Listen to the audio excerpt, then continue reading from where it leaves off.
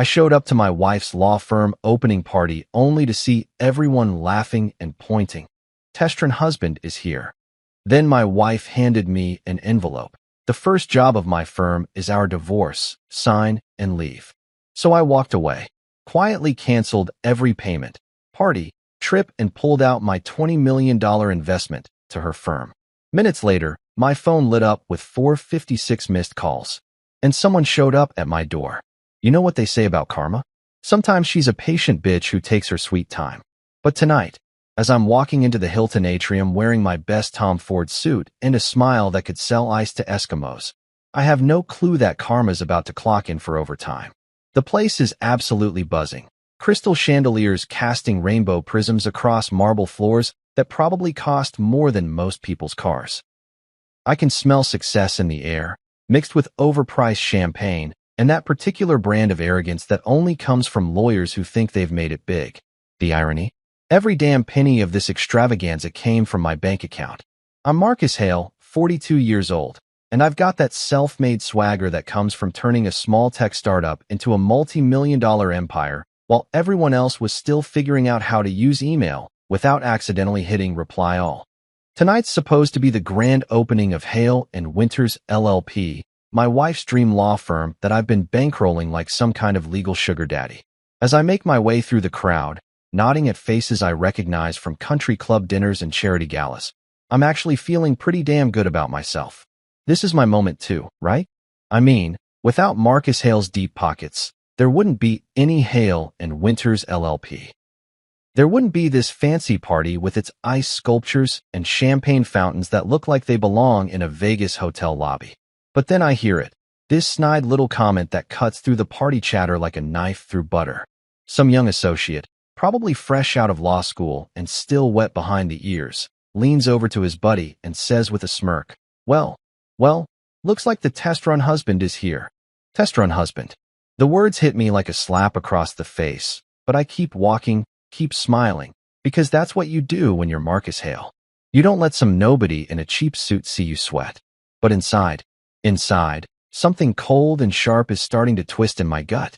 I scan the room looking for Clara, and there she is, my wife of 8 years, standing at the podium like she owns the world.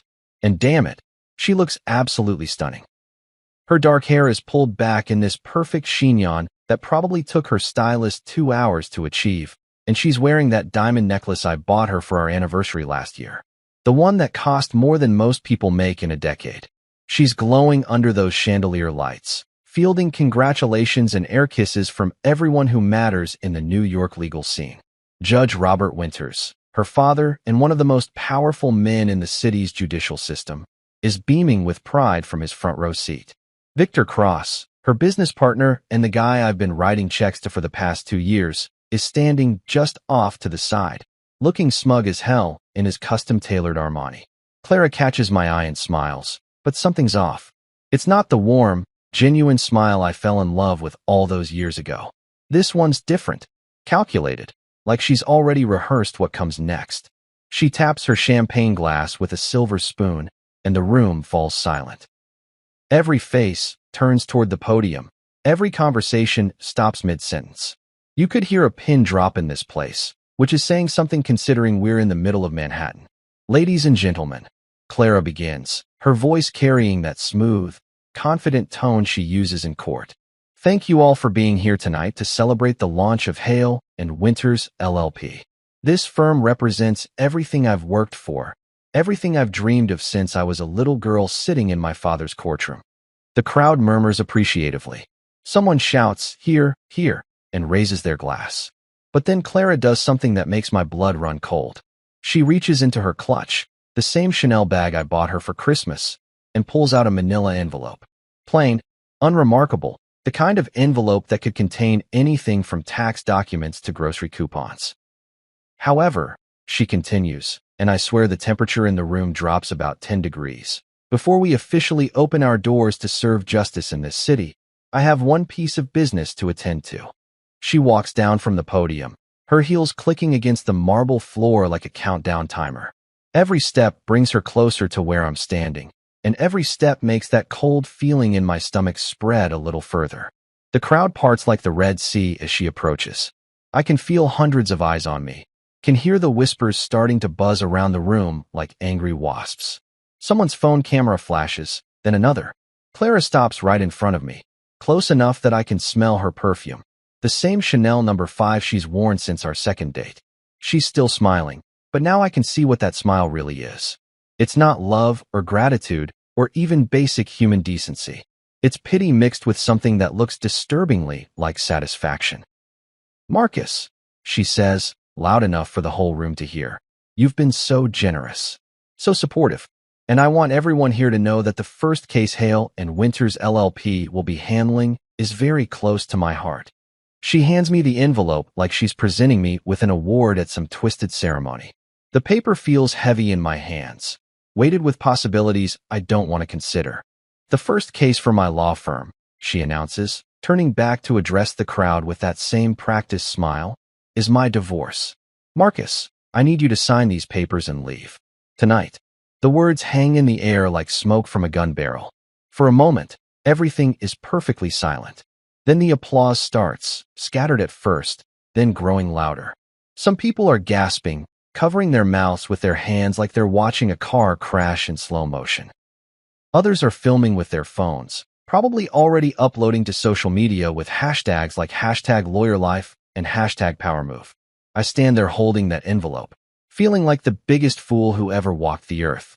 This is my money funding this party. These are my connections filling this room. I'm the one who made this entire night possible, and now I'm being dismissed like some kind of hired help who's overstayed his welcome. The humiliation should be crushing. The betrayal should bring me to my knees.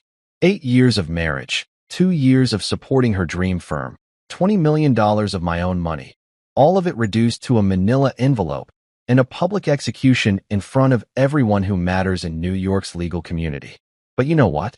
I don't shout. I don't throw the envelope back in her face. I don't cause the scene that everyone's probably expecting, the dramatic meltdown that would give them something to gossip about at their country club brunches for the next 6 months. Instead, I do something that probably surprises everyone in that room, maybe even myself. I fold that envelope in half, slide it into my jacket pocket, and walk toward the exit with my head held high. As I push through the crowd, I can hear the whispers starting up again, can feel their eyes following my every move. But I keep walking, past the ice sculptures and champagne fountains, past the marble floors and crystal chandeliers, past everything I paid for but apparently never owned. Outside, the New York night air hits my face like a blessing. I loosen my tie, let the cool breeze wash away the stuffiness of that overpriced hotel ballroom. And then, standing there on the sidewalk with the city lights reflecting off the wet pavement, I do something that would probably shock everyone still inside celebrating my public humiliation. I smile. Not the fake, practice smile I've been wearing all evening, but a real one. Faint, but genuine. See, here's the thing about being Marcus Hale that none of those people in that room understand. I didn't get where I am by being stupid. I didn't build a multi-million-dollar empire by trusting people at their word. And I sure as hell didn't survive in the cutthroat world of business by not having a few contingency plans up my sleeve. They think they've won. They think this is the end of the story. The foolish husband who got played by his ambitious wife and her slick business partner. They think Marcus Hale just got taken for the ride of his life. They haven't seen anything yet. The real game? It's just getting started. You know what's funny about betrayal? It's like food poisoning. At first, you're just confused and uncomfortable, but then it hits you all at once, and suddenly you're seeing everything with crystal clarity.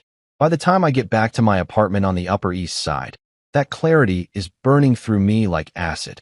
I pour myself 3 fingers of Macallan 25, the good stuff I save for special occasions, though I'm pretty sure getting publicly divorced at your wife's law firm launch party qualifies as special in the most twisted way possible.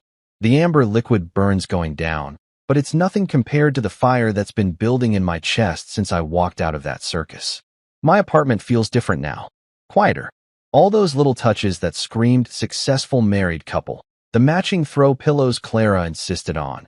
The wedding photos in their expensive frames. The abstract art she picked out because it was investment pieces. Now they just look like props from a play I didn't know I was starring in. But I'm not here for a pity party. I've got work to do.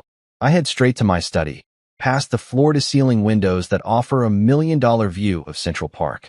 Most people think the view is what makes this room special, but they'd be wrong. The real magic is behind the custom-built bookshelf, where a hidden panel slides away to reveal my private safe. This isn't some dinky hotel room safe where you stash your passport and a few $100. This is a proper vault, fireproof, waterproof, and big enough to hold everything that really matters. I punch in the code, and the heavy door swings open with a satisfying click. Inside, organized with the kind of obsessive precision that would make a Swiss banker weep with joy, are my primary assets. Not stocks or bonds or crypto wallets. Those are for amateurs. No, these are the documents that separate the players from the played, the hunters from the hunted. I pull out the first binder, thick as a phone book and labeled in my own handwriting. Hale and Winters LLP. Financial structure. Every page tells a story, and boy, is it a doozy. Here's what Clara and her smug partner Victor didn't understand about Marcus Hale. I don't just throw money at things and hope for the best.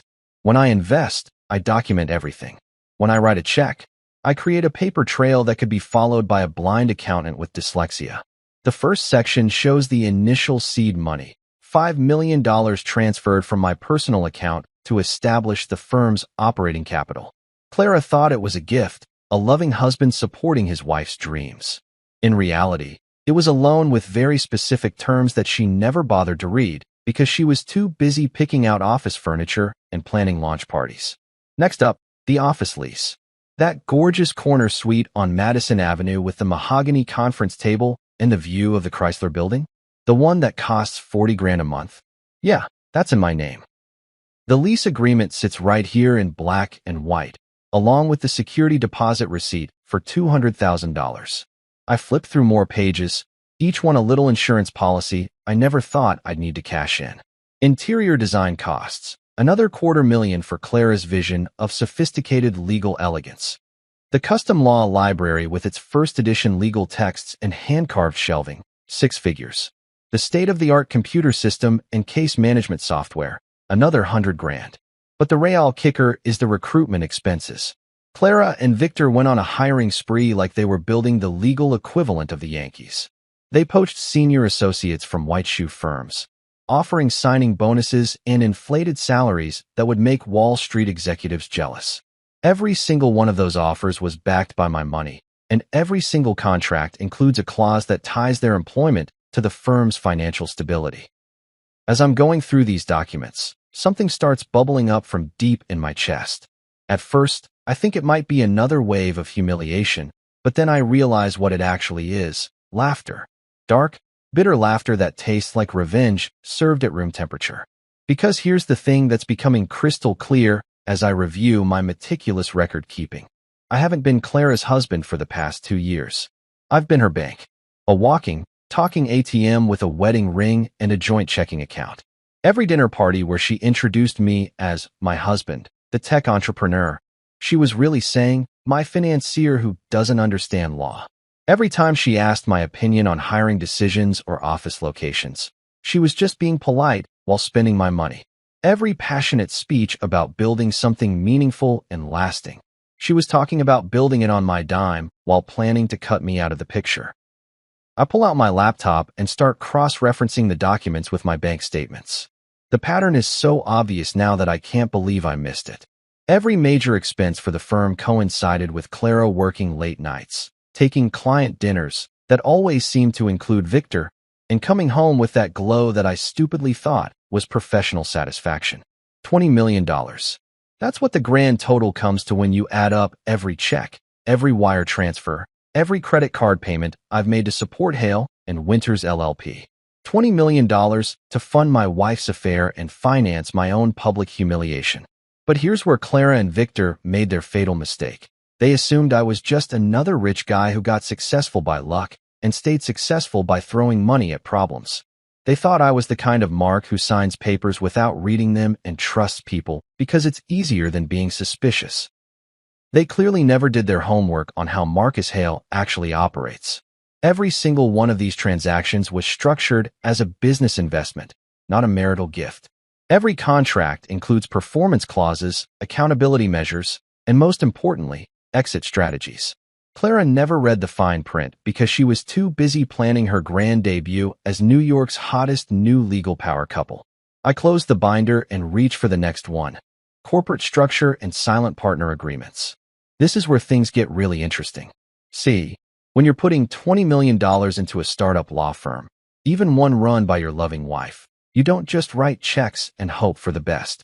You create legal structures that protect your investment. You establish yourself as a silent partner with very specific rights and responsibilities.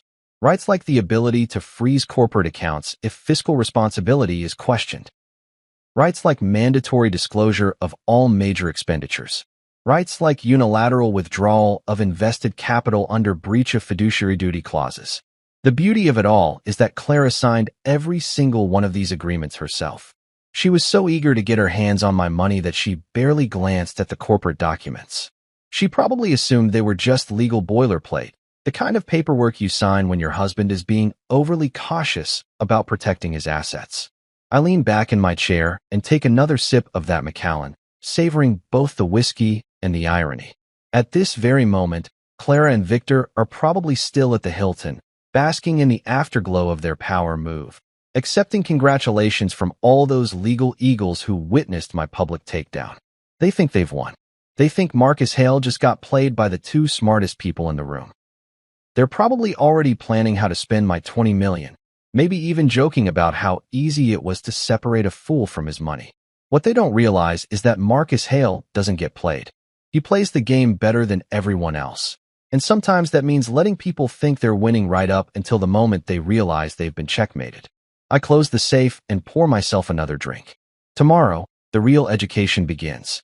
Tonight, I'm just a guy in an expensive apartment, surrounded by evidence of the biggest mistake his wife ever made. But hey, we all make mistakes. The trick is making sure yours aren't fatal. You know what separates successful people from everyone else? Timing. Not just knowing what to do, but knowing exactly when to do it. And as I'm sitting in my study at 2:47 a.m., nursing my third glass of Macallan and staring at my laptop screen, I realize that my timing has never been better. The city outside my windows is mostly asleep, but I'm wide awake with the kind of clarity that only comes from having your world turned upside down and finally seeing it right side up. Clara and Victor are probably passed out in some five-star hotel suite right now, drunk on champagne and their own perceived brilliance. They think they've pulled off the heist of the century, stealing $20 million and a law firm from Marcus Hale while making him look like a fool in front of half of New York's legal establishment.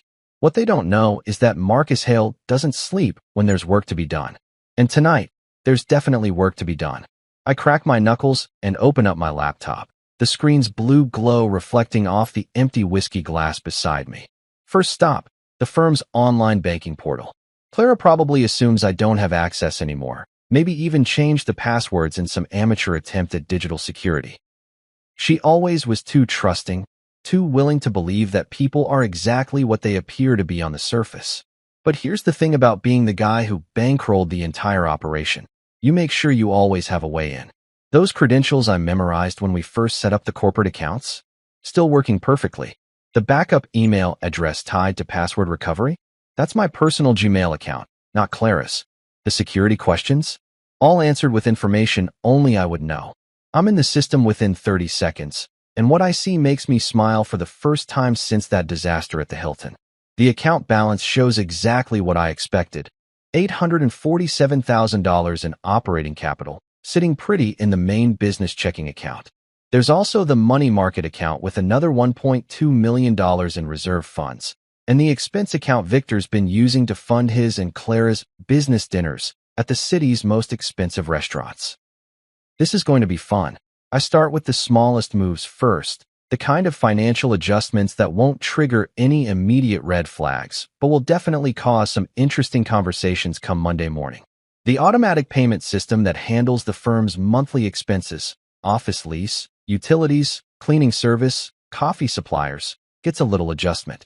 Not canceled, mind you, just temporarily suspended due to account verification requirements. Next up, the vendor payments. That fancy catering company that provided tonight's champagne fountain and caviar service? Their invoice payment just got frozen pending financial review. The The florist who created those elaborate centerpieces? Same deal. The sound system rental, the photographer, the valet service. Every single vendor who contributed to my public humiliation just got moved to payment pending status. But I'm just getting warmed up. The real masterpiece is the payroll system. All those hotshot lawyers Clara and Victor poached from competing firms, the ones with their signing bonuses and six-figure salaries and attitudes that could cut glass, their direct deposit information just encountered a small technical glitch that will require manual resolution. Nothing permanent, you understand. Just a temporary hiccup that might make their mortgage payments a little more interesting this month. I lean back in my chair and take another sip of whiskey, savoring the smooth burn as much as the elegant simplicity of what I'm doing. This isn't some dramatic corporate raid with hostile takeovers and screaming board meetings. This is surgical precision, the kind of quiet destruction that happens in spreadsheets and database queries while the targets sleep peacefully in their beds. But the real coup de grace is still coming. I navigate to the investment management section of the portal where the crown jewel of my financial architecture sits waiting. My silent partner withdrawal clause.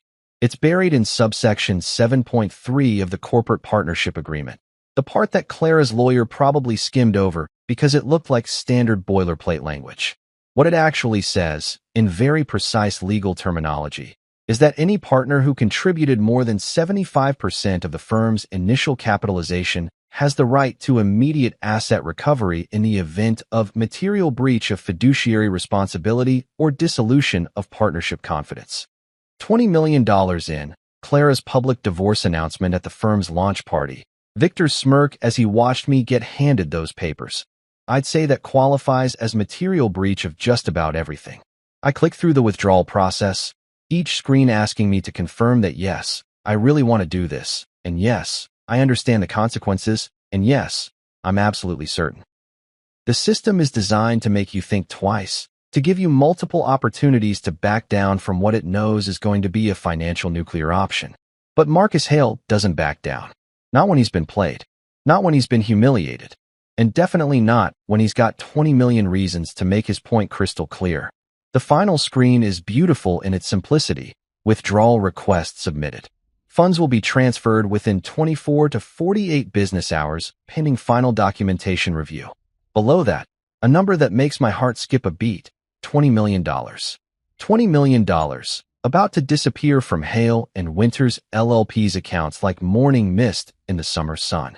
I hit submit and lean back to watch the digital wheels start turning.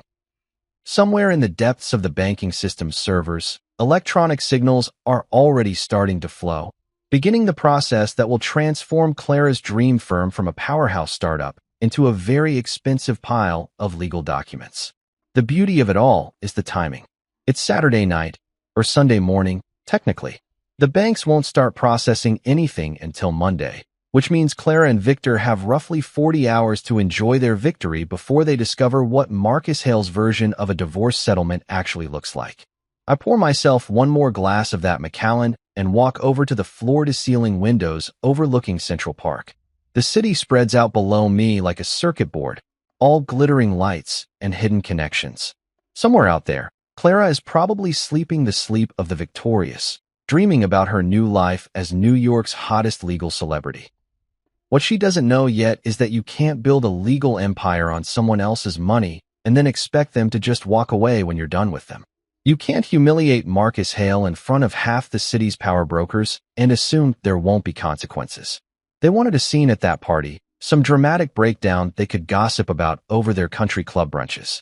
What they're getting instead is something much more devastating, a silent storm that's going to tear through their perfect little world like a Category 5 hurricane. The best part? They'll never see it coming until it's already too late. I raise my glass to the sleeping city and smile. Monday morning is going to be very, very interesting. Monday morning hits New York City like a freight train, and I'm sitting in my kitchen sipping Colombian coffee that costs more per pound than most people spend on groceries, watching the sunrise paint the sky in shades of orange and pink. It's shaping up to be a beautiful day, the kind that makes you grateful to be alive and absolutely thrilled to be Marcus Hale. My phone has been buzzing since about 6:30 a.m., lighting up like a Christmas tree with incoming calls, texts, and voicemails. The caller ID reads like a who's who of people who suddenly need to talk to me very, very urgently. Clara, 47 missed calls and counting. Victor Cross, 12 calls, each one probably more desperate than the last. And a parade of board members, investors, and vendors whose names I recognize from the very expensive party they threw on Saturday night. I ignore every single one of them. There's something deeply satisfying about having information that other people desperately need while maintaining complete radio silence. It's like being the only person with an umbrella in a thunderstorm. You can choose who stays dry and who gets soaked to the bone. My doorman's voice crackles through the intercom at exactly 10 a.m., right on schedule. Mr. Hale, sir. There's a young lady here from the law firm. Says it's urgent. Name's Sophie something. Sophie Lang.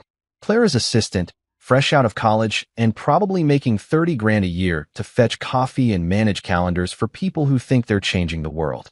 Poor kid probably has no idea she's about to become a messenger in the most expensive game of chess New York has seen all year.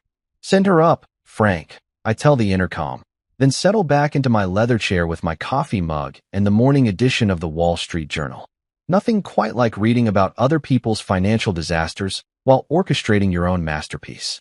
The knock on my door comes exactly 3 minutes later. Soft, hesitant, the kind of knock that says, please don't shoot the messenger. I take my time answering, letting her stew in the hallway for a moment while I finish the article I'm reading about market volatility in emerging tech sectors. When I finally open the door, Sophie Lang looks like she's been through a blender set on Corporate Nightmare. Her usually perfect blonde hair is pulled back in a messy bun. Her makeup is smudged like she's been crying or rubbing her eyes, and she's clutching a manila folder against her chest like it's a life preserver. Mr. Hale, she says, and her voice actually cracks a little. Thank you for seeing me. I know this is irregular. Sophie, right. I step aside and gesture for her to come in. Clara's assistant? Coffee. You look like you could use it. She shakes her head quickly, too wound up to sit still. I can't stay long. The firm there's a situation. A big situation. I pour myself a fresh cup and lean against the kitchen counter, watching her with the kind of mild interest you'd show to a particularly entertaining street performer. Oh, what kind of situation? Everything's collapsing. The words tumble out of her like water through a broken dam. The payroll system crashed this morning. Nobody got paid. The vendors are calling nonstop saying their payments were rejected. The catering company is threatening to sue over the party expenses. Even the coffee service got cut off. Do you know how lawyers function without coffee, Mr. Hale? I take a slow sip from my mug and make a thoughtful noise. Sounds complicated. The investors are furious, she continues, pacing back and forth in my entryway like a caged animal. Judge Winters has been calling every hour demanding explanations. Victor locked himself in his office and won't come out. And Clara. She stops pacing and looks at me with eyes that are definitely on the verge of tears. Clara says it's all just a computer glitch. Some kind of banking error that will be resolved by end of business today. And what do you think, Sophie? She bites her lower lip, clearly wrestling with whether to speak her mind to the man who just got publicly divorced by her boss. I think, she says carefully, that computer glitches don't usually involve $20 million disappearing from corporate accounts. Smart girl. Smarter than her boss, anyway. I'm not a financial expert, I tell her, setting down my coffee mug and walking over to my desk. But that does sound like more than a glitch. I pull open the top drawer and retrieve a cream-colored envelope, the kind of expensive stationery that screams serious business without having to say a word. Inside are 3 sheets of legal paper covered in my lawyer's precise handwriting. Terms and conditions that Clara is going to absolutely hate, but will have no choice but to consider. I need you to deliver this to Clara, I say, handing Sophie the envelope. Directly to her. Don't give it to Victor, don't leave it with the receptionist, don't put it in her inbox. Hand it to Clara personally and tell her she has exactly 24 hours to respond. Sophie takes the envelope like it might explode in her hands. What's in it? A way out of this mess, I say simply. The only way out, actually.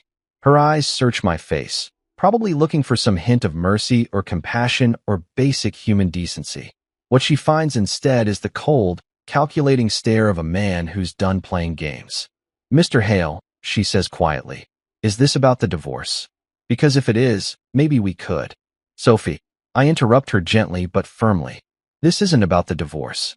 This is about business. $20 million worth of business that your bosses seem to have forgotten belongs to someone.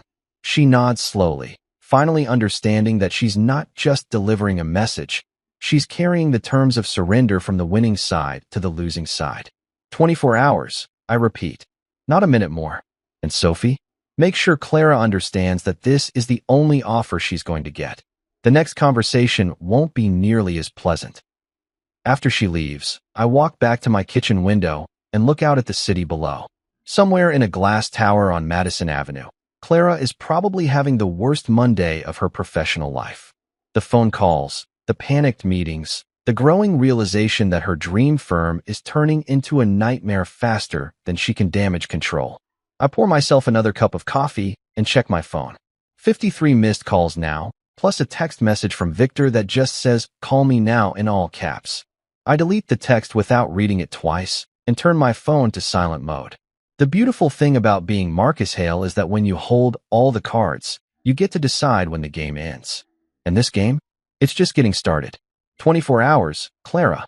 The clock is ticking. Friday morning arrives with all the subtlety of a demolition crew, and I'm standing in front of my bathroom mirror at 7:30 a.m., adjusting a tie that costs more than most people's rent, while mentally preparing for what's about to be the most satisfying business meeting of my entire career. Today's ensemble is what I like to call corporate executioner chic.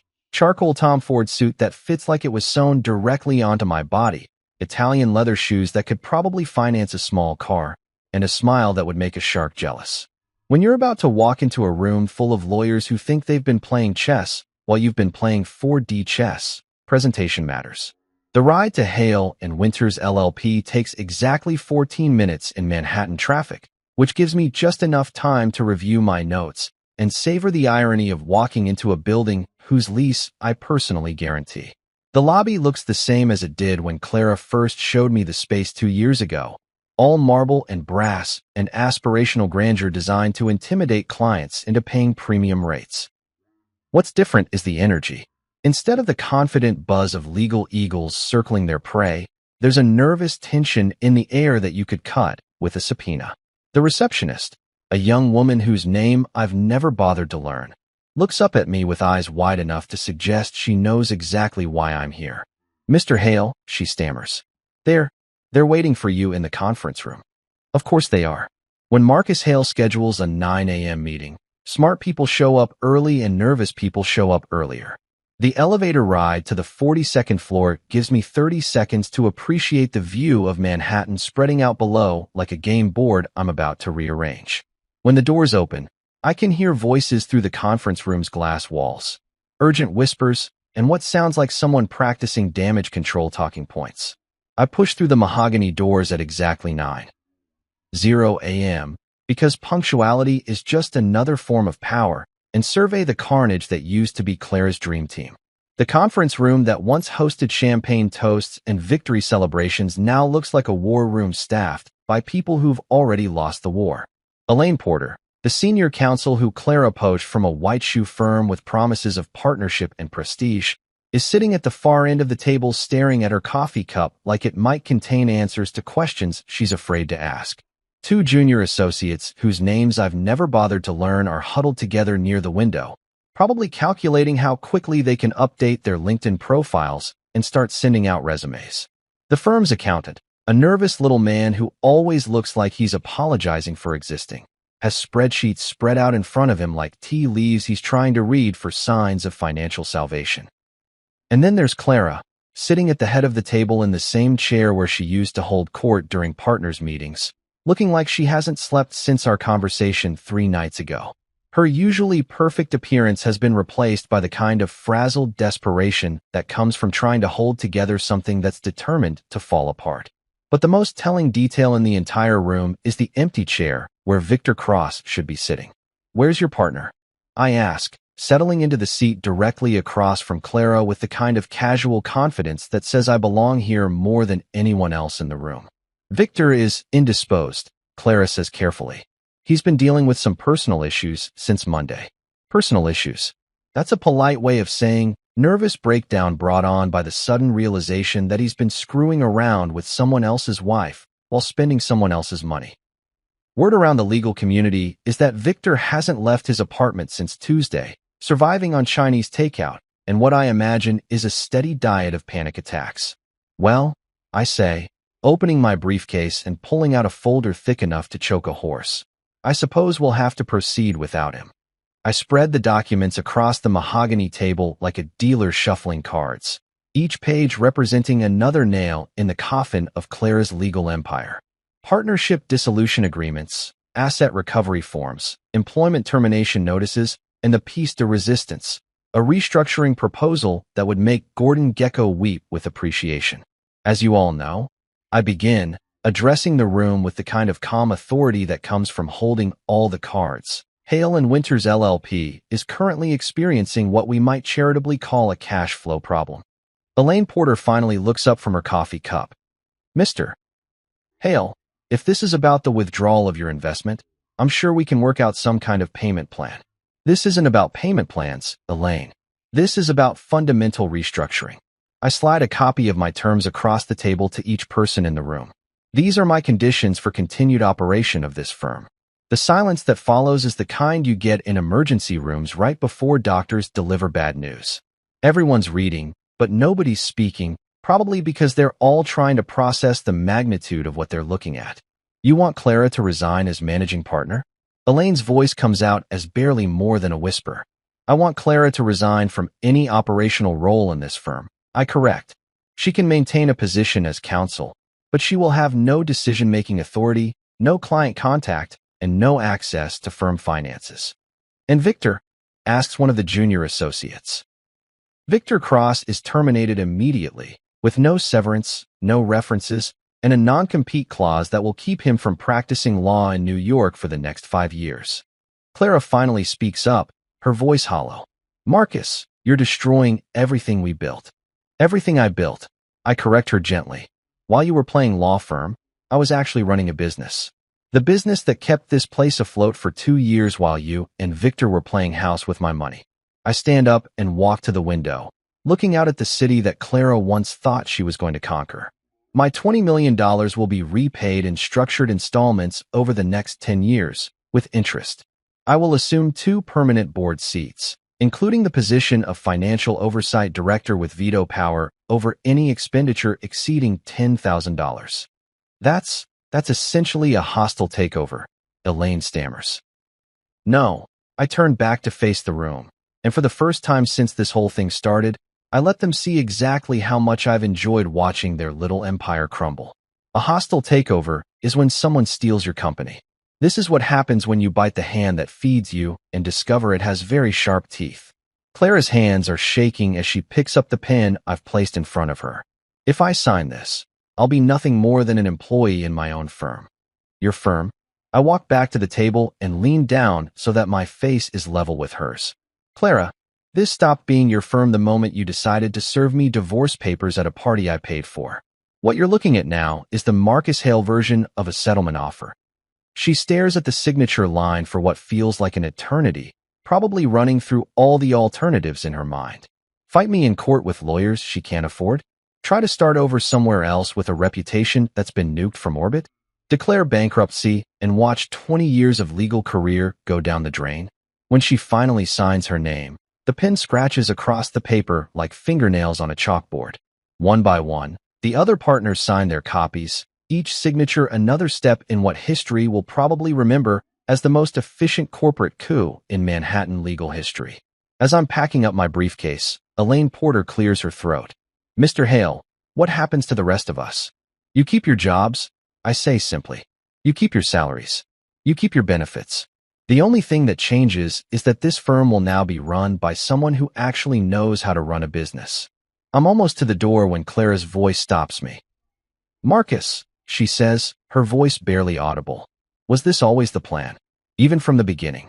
I turn back and look at her one last time. This woman I was married to for 8 years, who I trusted with my money and my heart, who I watched build her dreams on the foundation of my bank account before she decided she didn't need the foundation anymore. No, Clara, I tell her honestly. The plan was to love you and support your dreams and grow old together. But plans change when people do stupid things. I closed the door behind me with a soft click, leaving behind the wreckage of Clara's empire and the birth of something entirely new. Outside on the street, I pull out my phone and dial my accountant. Jameson? It's Marcus. Yes, it went exactly as planned. Start the paperwork for the restructuring. And Jameson? Make sure the new letterhead reads, Hale Legal Partners. I think it has a nice ring to it. 2 weeks after I basically nuked my wife's legal empire from orbit, I find myself standing in front of a converted townhouse in Brooklyn that looks like it's been through more battles than a Civil War battlefield. The paint is peeling, the front steps are cracked, and there's a fire escape that probably violates about 17 building codes. But something about this place feels more real than all the marble and mahogany I've been dealing with lately. This is where the magic happens, apparently. Phoenix Legal Collective, a name that would make corporate lawyers laugh until they cried, but somehow fits perfectly with the scrappy energy radiating from this building like heat from a furnace.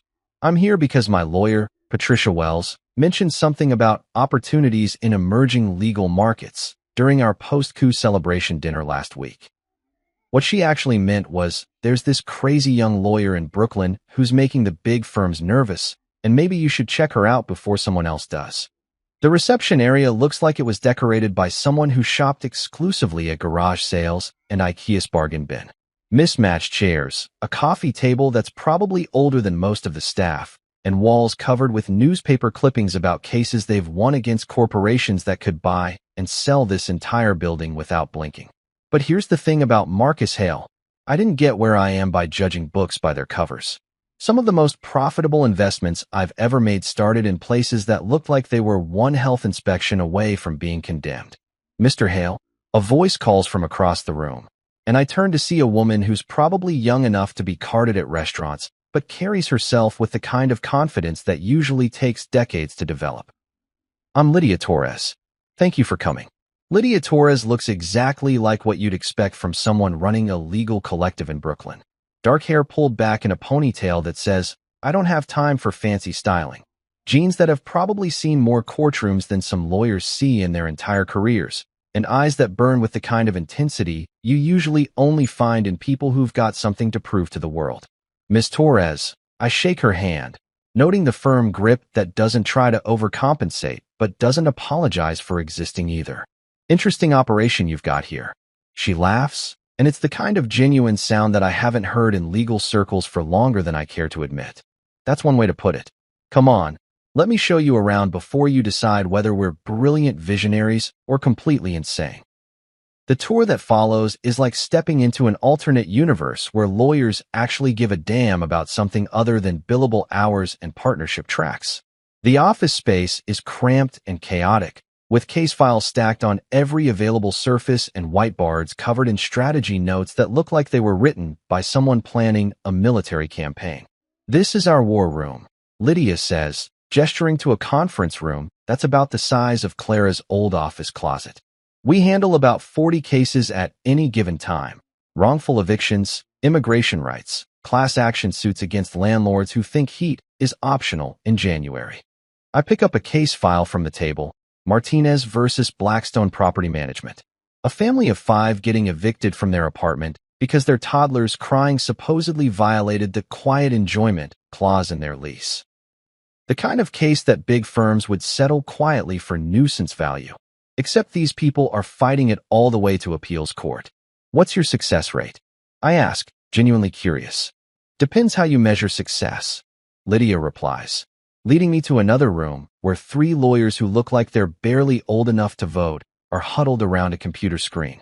If you mean, how often do we get our clients exactly what they're asking for? It's about 60%. If you mean, how often do we keep people from getting completely screwed over by corporations with unlimited legal budgets? It's closer to 90. We stop in front of a bulletin board covered with thank you letters, newspaper clippings, and what looks like a hand-drawn picture from a kid whose family probably didn't get evicted because of the work these people do. It's the kind of wall decoration you'd never see at Hale Legal Partners, where success is measured in billable hours and partnership distributions.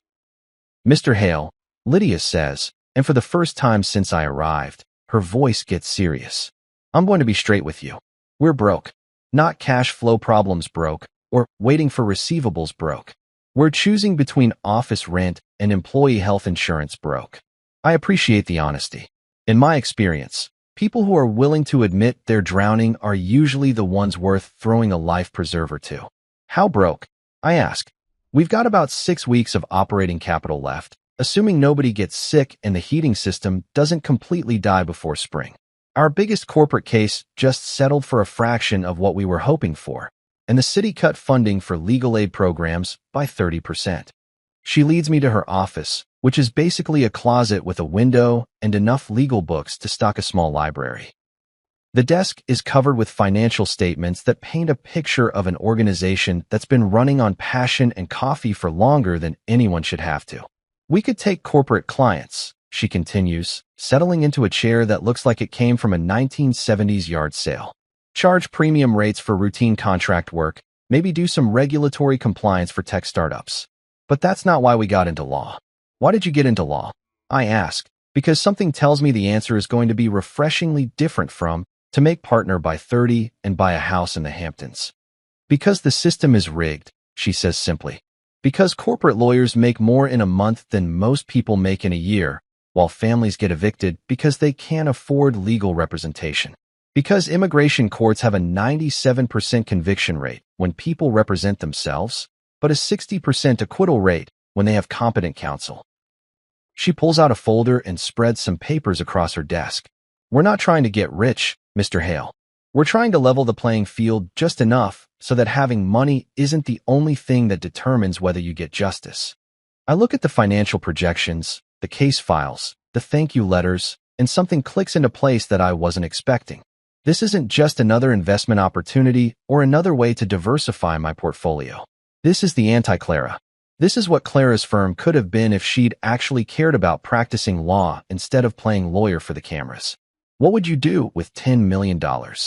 I ask. Lydia's eyes widen like I just asked her what she'd do if aliens landed on the courthouse steps. 10 million? Are you serious? Dead serious. 10 million in seed funding, in exchange for 40% equity and a board seat. What would you build? She doesn't hesitate, which tells me she's been thinking about this conversation long before I walk through her door. Expand to all 5 boroughs. Hire 20 more attorneys.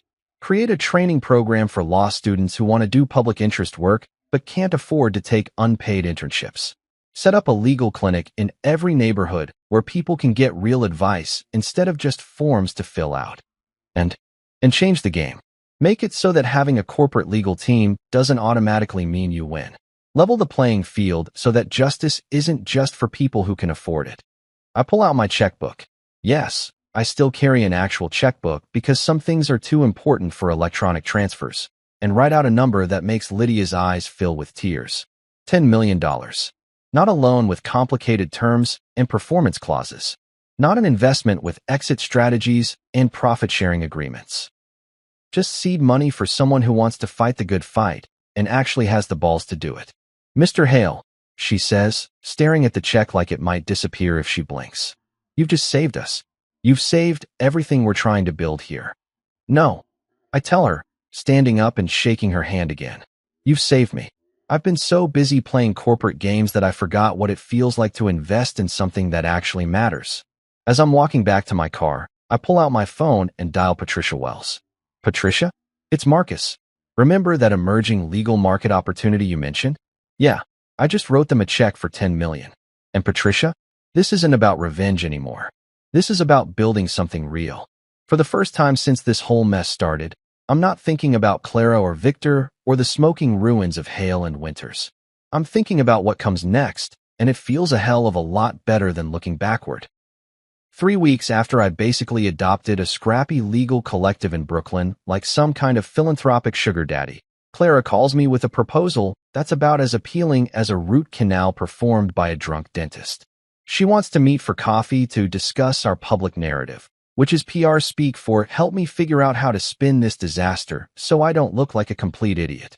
The location she picks is Cafe Orpheus, one of those aggressively neutral Upper West Side spots where divorced couples go to hash out custody agreements and failed business partners meet to divide up what's left of their dreams.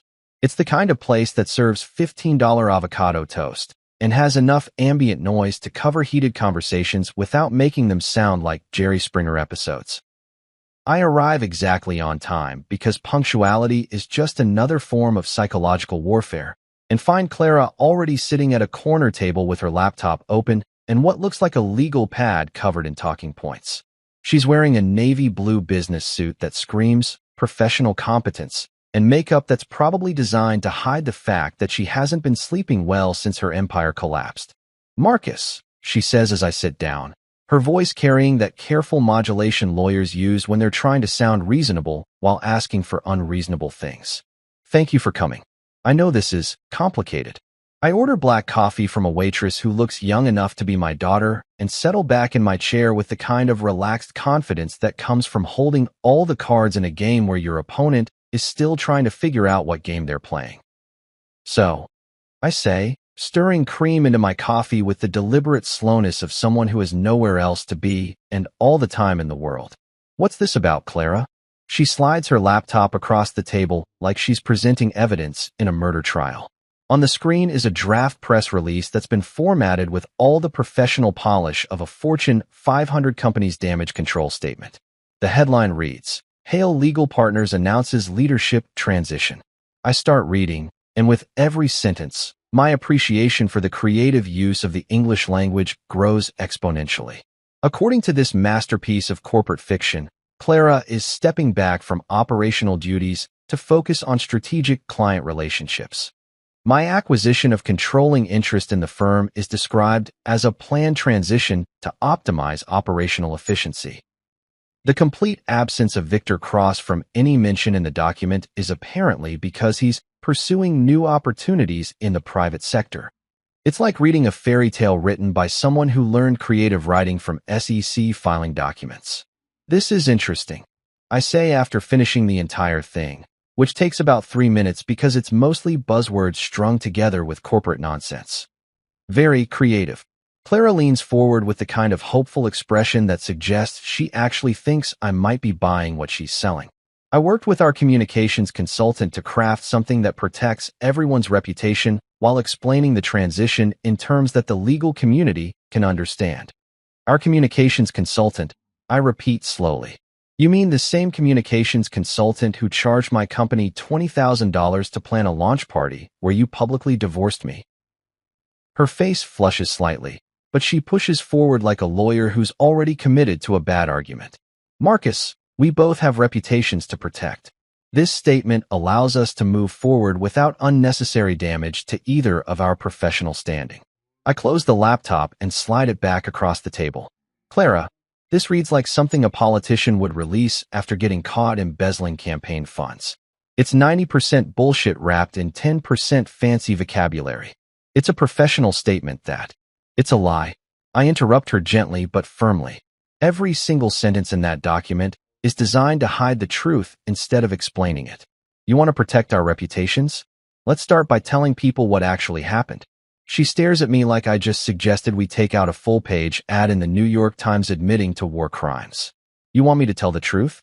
The actual truth?" Crazy concept, I know. But yes, I want you to tell the truth. For the next 2 hours, we sit in that cafe rewriting Clara's fairy tale into something that resembles actual journalism. It's like performing surgery on a piece of creative writing, cutting away all the corporate speak and media training until what's left is raw, honest, and probably more devastating than anything I could have written myself. The first draft Clara produces is still mostly garbage, but it's garbage that's moving in the right direction. Instead of stepping back from operational duties, she writes, resigning from leadership positions. Instead of planned transition, she admits to financial restructuring following the withdrawal of major investment. But it's still not enough. "Try again," I tell her, handing back her laptop after deleting half of what she's written. "This time, pretend you're explaining it to your father. Judge Winters doesn't do corporate speak, Clara. He does facts." The mention of her father hits like a slap across the face. Judge Robert Winters is old-school judiciary, the kind of man who believes that words should mean what they say and say what they mean. He's also the kind of father who raised his daughter to believe that integrity matters more than appearances, which makes Clara's current situation especially painful. She starts typing again, and this time the words that come out are sharper, cleaner, more honest. Instead of hiding behind passive voice and corporate euphemisms, she starts taking responsibility for decisions that led to consequences. Marcus Hale provided the financial foundation that made Hale and Winters LLP possible, she writes. My personal choices jeopardized that investment and damaged the professional relationship that the firm was built on. It's getting better, but it's still not the whole truth. What about Victor? I ask. She stops typing and stares at the screen for a long moment. What about him? Are you going to mention that you were having an affair with your business partner while using your husband's money to fund both your firm and your relationship? Or are we going to pretend that's not relevant to the story? The question hangs in the air between us like smoke from a gun barrel. Clara's hands hover over the keyboard, probably running through all the different ways she could phrase this particular truth without completely destroying what's left of her professional reputation. I made personal choices that compromised my professional judgment, she finally types. Those choices led to decisions that were unfair to my investors and damaging to the firm's financial stability. It's still corporate speak, but it's corporate speak that acknowledges reality instead of trying to pretend it never happened. We spend another hour refining the language, cutting away the last bits of spin and public relations nonsense until what's left is something that might actually qualify as honest. By the time we're finished, Clara's statement reads like it was written by someone who understands the difference between accepting responsibility and managing public perception. The final version includes an acknowledgement that I funded the firm's entire operation, an admission that her personal decisions led to the firm's financial crisis, and a clear statement that she's stepping down from all leadership roles to allow for proper restructuring under new management. This is going to destroy my reputation, she says, reading through the final draft one more time. Your reputation was destroyed the moment you decided to publicly humiliate the man who bankrolled your entire operation, I tell her. This is just acknowledging what everyone already knows. She stares at the screen for another long moment, probably weighing the cost of honesty against the price of continued deception. Then, without any fanfare or dramatic speeches, she hits schedule and sets the statement to go live on the firm's website and social media accounts tomorrow morning at 9 a.m.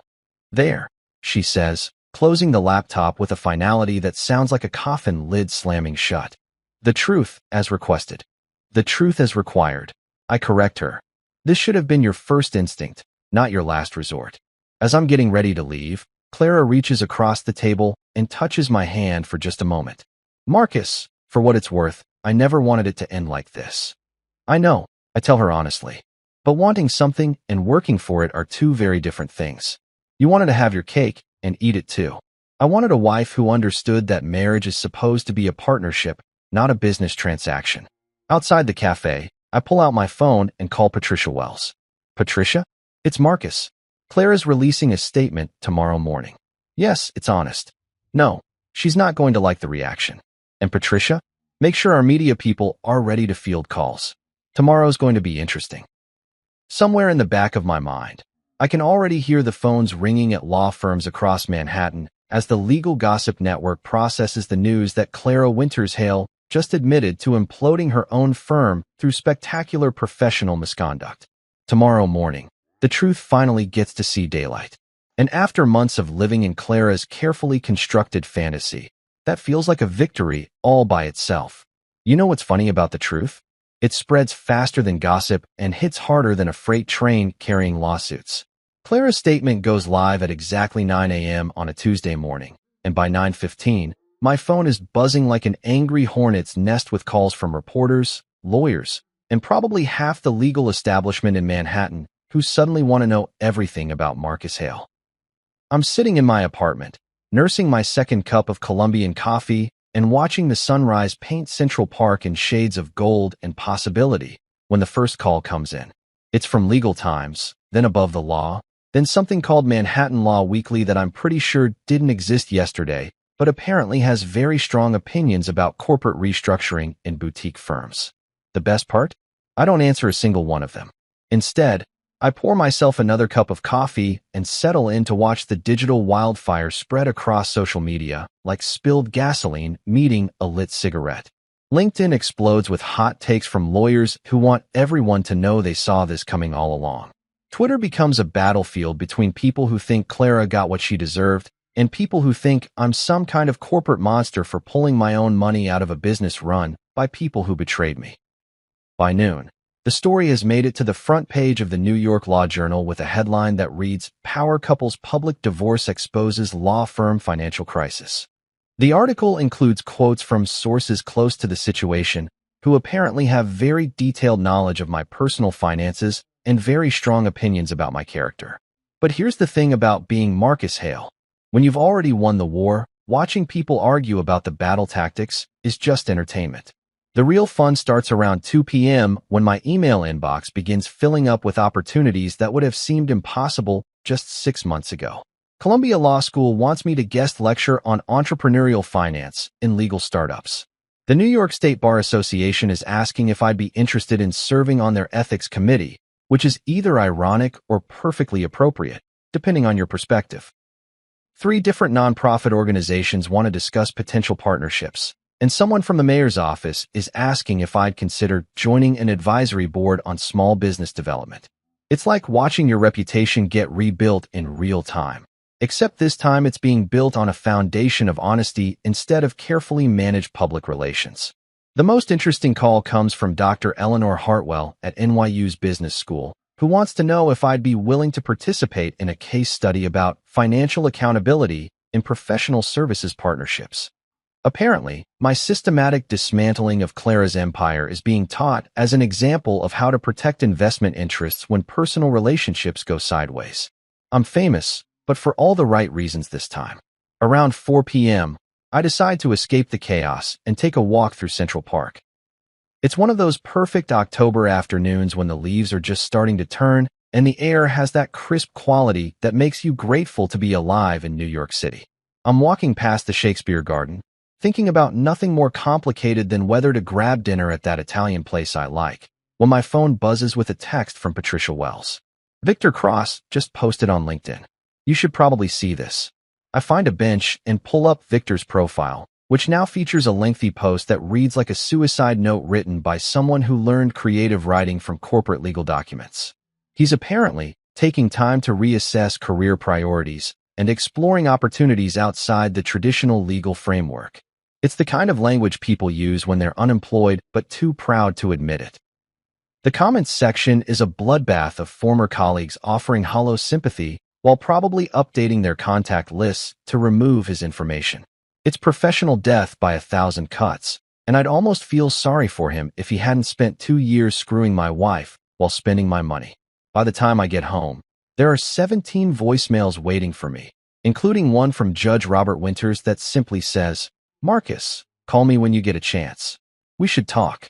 Clara's father has always been a straight shooter, the kind of man who doesn't waste words or time on pleasantries when there's serious business to discuss. I call him back immediately, because ignoring Judge Winters is the kind of mistake that follows you around for the rest of your life. "Marcus," he answers on the first ring. I read Clara's statement. I also read the coverage in the legal press. "Are you doing okay?"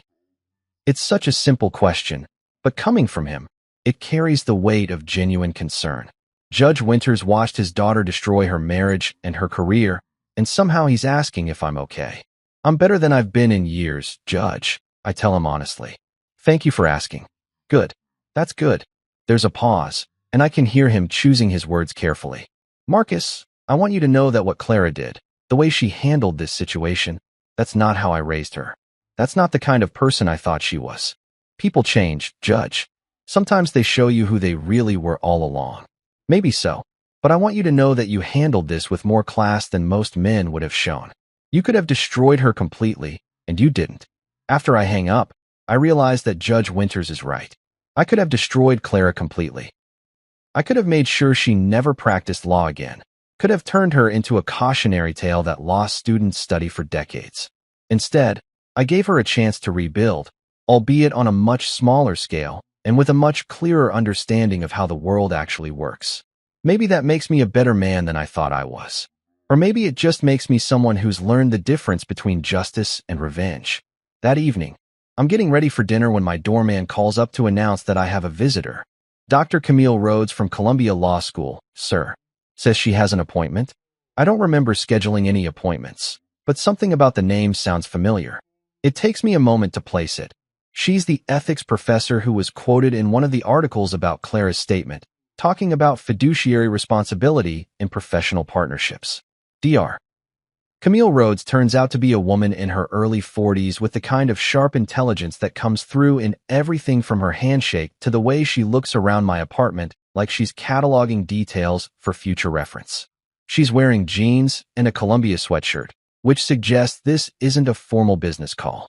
Mr. Hale, she says, settling into the chair across from my couch, like she belongs there.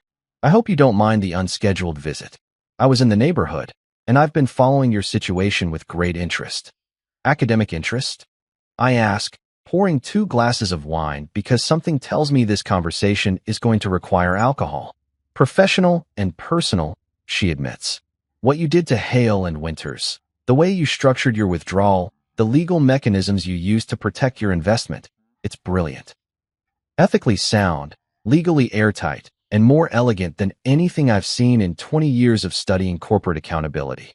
We talk for 3 hours about everything from business ethics to the future of legal education. And by the time she leaves, I realize 2 things.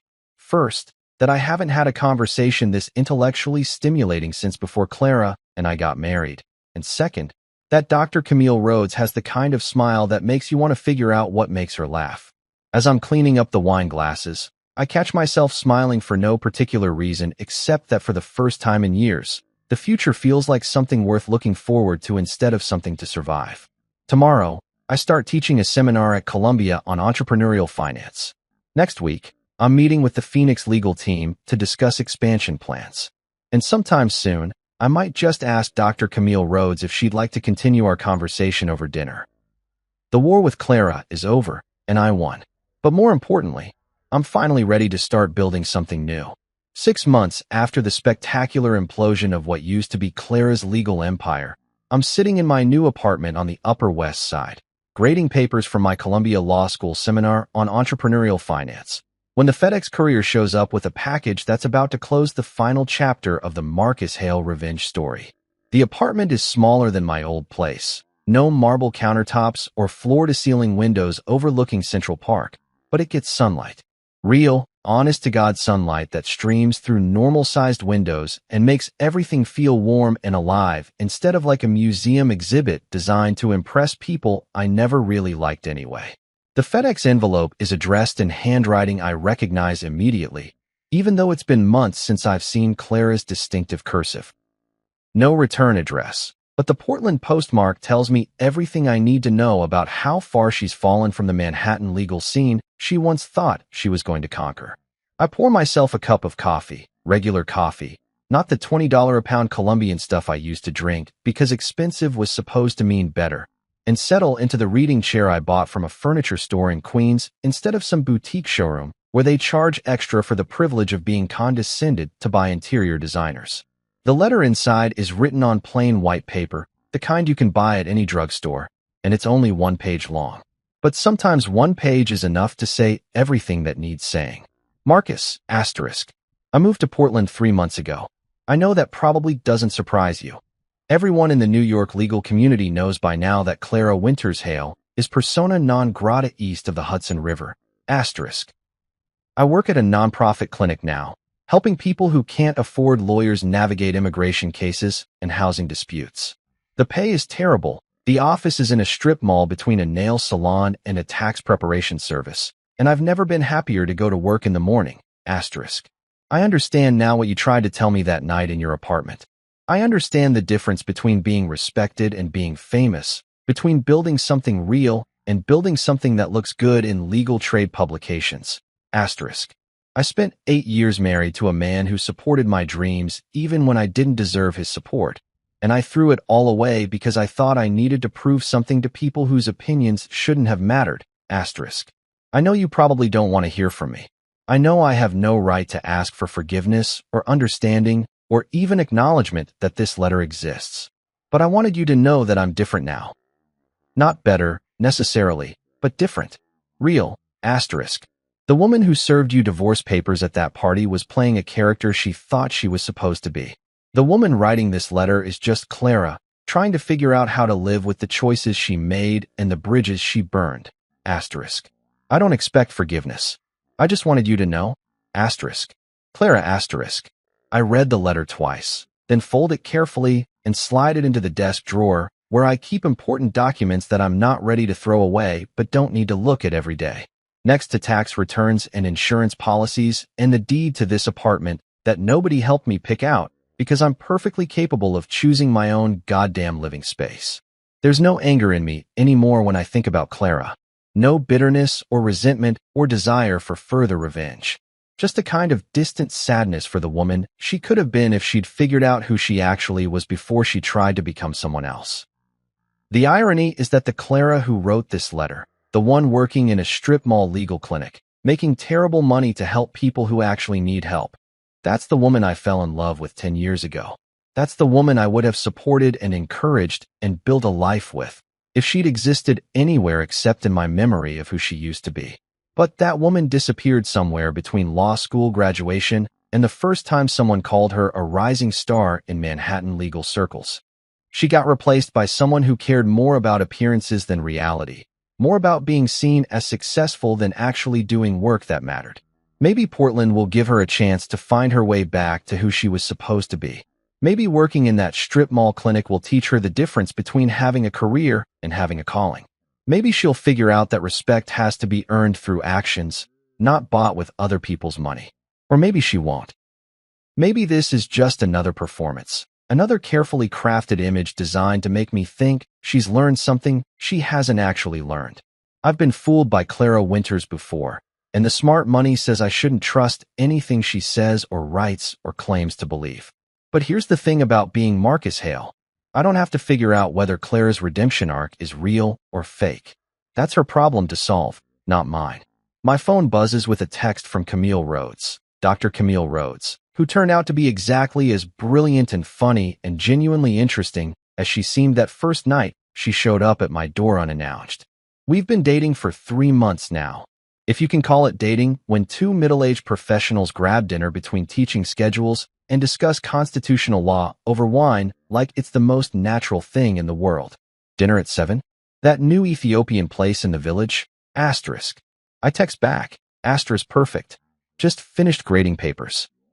Ready for food that doesn't come with student complaints about grade curves? Asterisk. Bring the good wine. I have news about the Phoenix Legal expansion. Asterisk. The Phoenix Legal Collective has been the best investment I've made in years, and not just financially. Lydia Torres and her team have opened 3 new offices across the city, hired 47 new attorneys, and won some cases that have corporate legal departments genuinely nervous about treating poor people like they're disposable. Last month, they convinced a federal judge to certify a class action lawsuit against one of the biggest property management companies in New York, representing over 2,000 tenants who were illegally charged fees that nobody bothered to explain or justify. The settlement is going to run into 8 figures, and every penny of it goes to people who actually need the money instead of lawyers who already have too much. That's what victory looks like when you're building something instead of destroying something.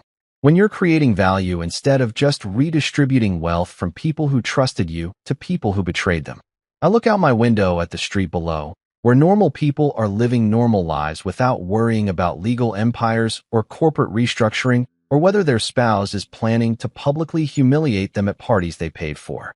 A couple is walking hand in hand toward the subway, probably heading to jobs that don't require them to question everyone's motives or document every financial transaction like they're preparing for war. That could be me and Camille in 6 months, or a year, or whenever we figure out that what we have is worth making official. Walking to dinner without checking our phones for urgent messages from lawyers or accountants or business partners who think the world will end if they don't have immediate answers to questions that could wait until tomorrow. The sunlight is starting to fade, painting my apartment in shades of gold and amber that make everything look warm and possible.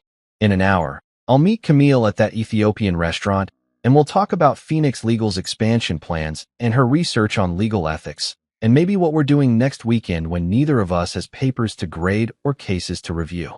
Later tonight, I'll come home to this apartment that belongs entirely to me, pour myself a glass of wine that costs exactly what wine should cost, and read a book that has nothing to do with business or law or revenge or any of the things that consumed my life for the past year. Tomorrow, I'll teach eager law students about the intersection of entrepreneurship and ethics, help Lydia Torres figure out how to fund legal clinics in underserved communities, and maybe take Camille to that art gallery opening she mentioned. The war with Clara is over. The reconstruction of Marcus Hale is complete. And for the first time in longer than I care to remember, the future feels like something to build instead of something to survive. I closed the desk drawer with Clara's letter inside and walked toward the window, where the last of the afternoon sunlight is turning the city into something that looks almost like hope. The best revenge, it turns out, isn't destroying your enemies. It's building a life so good that their betrayal becomes irrelevant. And that, I realize, is the ultimate victory. For 13 years, I had given everything to my wife's father's company. My time, my energy, my ideas, and my loyalty. I had worked through weekends, missed vacations, and sacrificed sleep, all to transform the struggling firm into an empire worth $85 million. It wasn't just a business to me. It was my creation. I had built it from the ground up, turning failed ventures into strategic successes, closing deals that others deemed impossible, and making my father-in-law's name synonymous with power and prestige. Yet, as I sat at the grand dining table that evening, surrounded by family members who had no idea of the storm brewing beneath my calm exterior, I heard the words that changed everything. Your wife's new husband will take over now. The voice belonged to my wife. Her tone was smooth, practiced, like she had rehearsed saying it. Her father, seated at the head of the table, merely smiled in agreement, as if this was just another business decision, another shift in power that I should accept without question. My grip on the silverware tightened, but I forced my expression to remain neutral. I refused to give them the satisfaction of seeing my anger, my betrayal. The betrayal of a man who had dedicated his life to a cause, only to be cast aside like an employee whose contract had expired. I glanced around the table. The rest of the family was chatting, eating, oblivious to the significance of what had just been said. Or maybe they knew, but they had chosen to stay silent, unwilling to challenge the patriarch's decision. That was how it had always been. What he said was law. And I had been a fool to believe that loyalty mattered, a fool to think that years of hard work and sacrifice would make me irreplaceable, a fool to assume that my wife, the woman I had built a life with, saw me as her partner rather than a placeholder. Her new husband. I looked at her then, truly looked at her, and realized something I should have seen long ago. She had never fought for me, never stood up for me, never challenged her father's authority, even when his choices were unfair. She had simply played the role of the obedient daughter, the princess waiting for her father to arrange the best possible deal for her. And now, she had been promised to another man. Not because I had failed her, not because I was lacking, but because I was no longer useful to them. I placed my fork down gently, smoothing my napkin over my lap, maintaining the mask of control that had carried me through countless business meetings. I wouldn't react, not here, not now. They expected anger, they expected resistance, they expected me to protest like a man who didn't see the game they were playing. But I saw it now. The room filled with laughter, the clinking of glasses, the hum of conversation. And yet, to me, everything had gone silent. I had built them an empire, and they thought they could hand it over to another man while I walked away quietly. That night, I didn't sleep. I sat in the dim glow of my study, staring at the documents stacked neatly on my desk. Financial records, contracts, agreements, all the proof of what I had given to this company, to this family. They had underestimated me. They thought I was just the workhorse, the fool who had built their fortune while they held the reins. But they had forgotten something important. The horse they had ridden for 13 years had learned to run without a rider. And if they thought I would simply walk away from everything I had built, they were gravely mistaken. By 3 a.m., I sat alone in my home office, the glow of my laptop screen illuminating the determination on my face. Sleep had no place in my mind tonight. Adrenaline coursed through my veins as I combed through every document, every contract, every financial statement I had ever signed. The betrayal from earlier that evening still rang in my ears like a haunting echo. Your wife's new husband will take over now.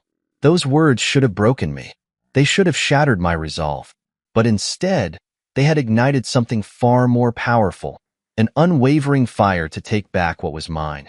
For 13 years, I had been methodical. While my father-in-law had played the respectable businessman and my wife had lived in luxury, I had been making moves, subtle, quiet, but undeniably strategic. I was not a fool. I had seen the way power shifted in this family, how loyalty was never a guarantee, how the only person I could ever truly trust was myself. And so, I had ensured that my control over the company was not just symbolic. It was legal, ironclad, and absolute. My fingers flew across the keyboard as I pulled up the executive shareholders agreement. The numbers stared back at me, a stark reminder of what I had orchestrated over the years. 62%. That was how much of the company I owned. Not my father-in-law, not my wife, not the stranger they had handpicked as my replacement. Me. I leaned back in my chair, exhaling slowly. They thought they had boxed me into a corner, but they had no idea that I had already built an escape route. They expected me to disappear quietly. Instead, I was going to remind them exactly who they were dealing with. As the clock struck 8:45 a.m., I walked into the company headquarters, not as a man who had been discarded, but as a man who was about to burn their carefully laid plans to the ground. The lobby was already bustling with employees, executives, and assistants moving between meetings. Some offered me nods of respect, others glanced at me with uncertainty. The whispers had already started. Did he hear the news? Will he step down? What's he going to do? I ignored them. I wasn't here for rumors. I was here for war. Taking the elevator to the top floor, I strode into my office, my presence alone sending a wave of tension through the space. My assistant, Danielle, looked up from her desk, her face betraying none of the chaos that must have been circling through the company grapevine. She had been with me for nearly a decade, loyal, sharp, and always 2 steps ahead. Schedule a board meeting for noon, I said, setting my briefcase down. She hesitated only for a second before nodding. Understood. Anything else? Yes, I said, my voice calm. Call the legal team. I want them ready. Her gaze flickered with understanding. The fight had begun. By the time I settled into my chair, I was already anticipating their next move. My father-in-law would waste no time. He would call in his favors, push the executives to accept the transition, frame it as a necessary shift in leadership. He would use my wife's name to solidify his argument.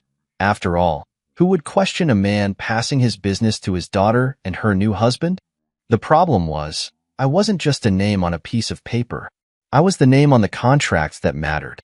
At exactly 9 a.m., as if on cue, my office door swung open without so much as a knock. My father-in-law entered first, his presence as overbearing as ever, followed by my wife, her posture poised as if this was nothing more than another meeting. And then, he walked in. The so-called new husband. Tall, young, confident, exactly the type of man my father-in-law would consider worthy of taking my place.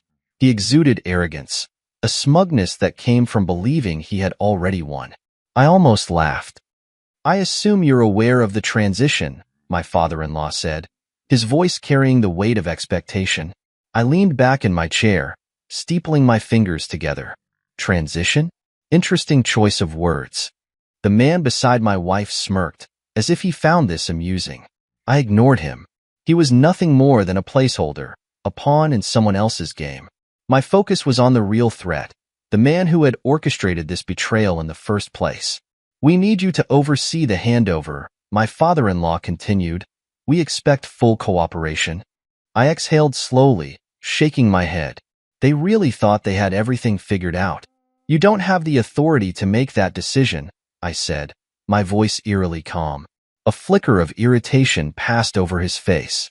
My wife's expression barely shifted, but the smug look on her new husband's face faltered. I reached for the remote on my desk and pressed a button. Behind me, the massive screen on the wall lit up, displaying the executive shareholders agreement. Their eyes darted to the document. Confusion set in first, then panic. This document states that any transfer of power requires approval from the majority shareholder, I said, watching as the reality of the situation dawned on them. And that would be me. Silence. Heavy. Unmistakable. For the first time, my father-in-law's mask of composure cracked. "This is impossible," he muttered.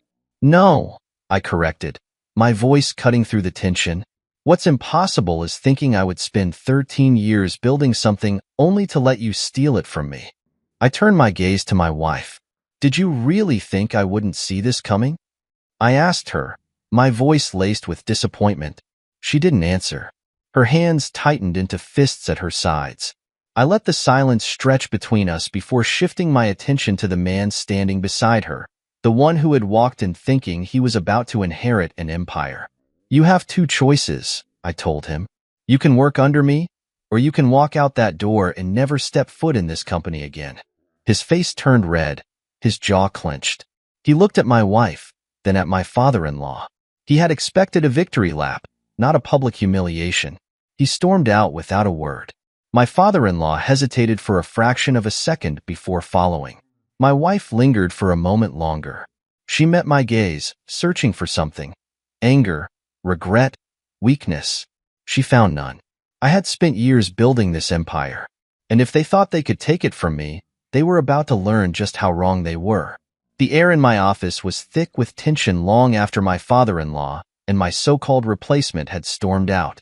My wife was still standing there, her hands clenched at her sides, her carefully curated mask of indifference slipping ever so slightly. She wasn't used to losing. Neither was her father.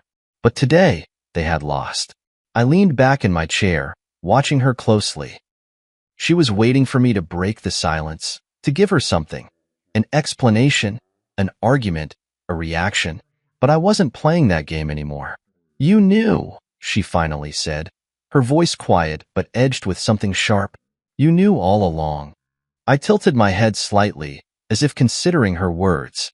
What exactly did I know? Her nostrils flared. "Don't play dumb. You knew what my father was planning.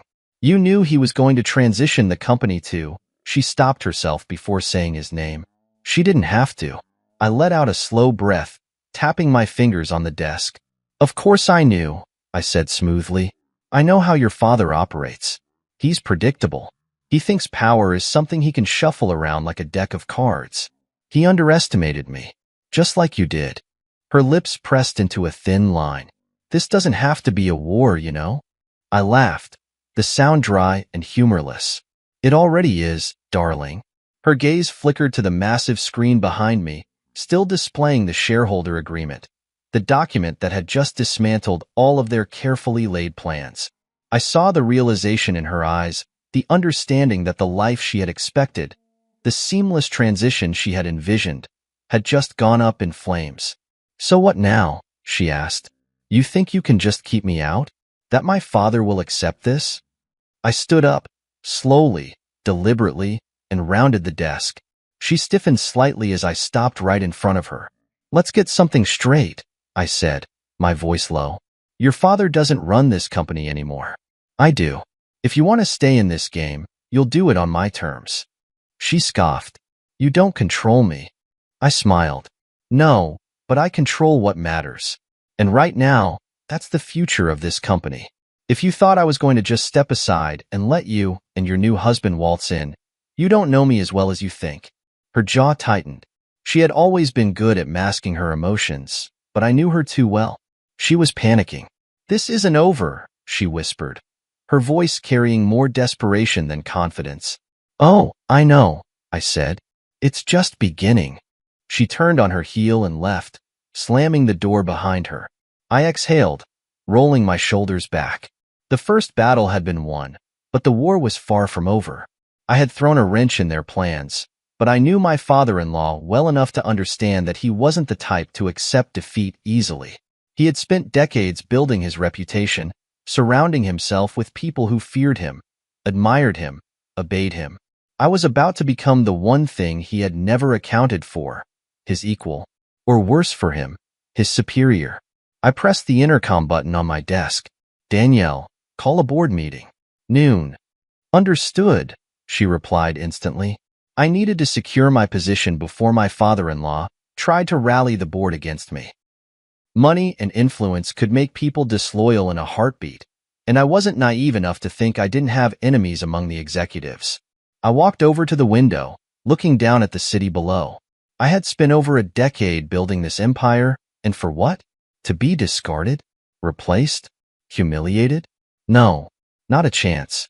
At noon, the boardroom was filled with executives. Some of them looked anxious, others neutral. A few were clearly waiting to see which way the tide would turn before choosing a side. I took my seat at the head of the table. I know many of you have heard rumors, I began, my voice steady. So let me clear them up. Yes, my father-in-law intended to replace me. No, that will not be happening. Murmurs rippled through the room. I let them speak amongst themselves for a moment before continuing. I've built this company into what it is today. Every deal, every expansion, every strategic move, I've been at the center of it. And I won't allow a man who hasn't spent a single day working here to walk in and take what I built. One of the executives, a man I had always respected, cleared his throat. Your father-in-law has significant influence. He could make things difficult. I met his gaze head-on. Perhaps. But let me make one thing clear. If anyone in this room believes that backing him is the right move, speak now. Silence. Heavy, deafening silence. Good. Loyalty matters, I continued, my tone softer but no less firm. And those who stand with me now will be rewarded. Those who don't? Well, you should know me well enough to understand that I don't forget disloyalty. I let my words settle. This was a game of power, and I had just made my position clear. By the time the meeting ended, I had secured the support I needed. My father-in-law could try to fight me, but he was about to learn something important. I wasn't the man he thought he could control. By the time I returned to my office, Danielle was waiting at the door. Your father-in-law called, she said. He wants to meet. I smiled. Of course he did. Tell him I'll see him tomorrow, I said. At my convenience. As she walked away, I sat back in my chair, exhaling slowly. The battle lines had been drawn, and I had no intention of losing. By the time I stepped into my office the next morning, the weight of what had happened over the last 24 hours was still sinking in. My father-in-law had miscalculated, badly. He had spent years believing he could manipulate, control, and discard me like a piece on his chessboard. He hadn't accounted for the fact that I wasn't just another pawn. I was the one who had built the kingdom, and now I was the one who held the power to burn it down. My phone buzzed on the desk. I glanced at the screen. Unknown number. I knew exactly who it was before I even picked up. Speak. A familiar voice crackled through the line. You think you've won? I smirked, leaning back in my chair. I know I have. A slow, measured exhale came from the other end. You've made a mistake, son. A mistake that's going to cost you everything. That's funny, I said, twirling a pin between my fingers. Because from where I'm sitting, it looks like the only mistake was thinking you could take what's mine. Silence. I let it stretch between us, savoring the shift in dynamic. For years, my father-in-law had spoken to me with authority, with the certainty that I would always fall in line. Today, for the first time, that authority was gone. We should meet, he finally said, his voice tight. We should, I agreed. But on my terms. My office. 1 hour. I hung up before he could argue. I wasn't going to let him control the setting, the tone, or the circumstances. If he wanted a discussion, it would be on my turf, under my rules. The next 60 minutes passed in strategic preparation. I had Danielle pull up every document, every financial report, and every legal agreement that mattered.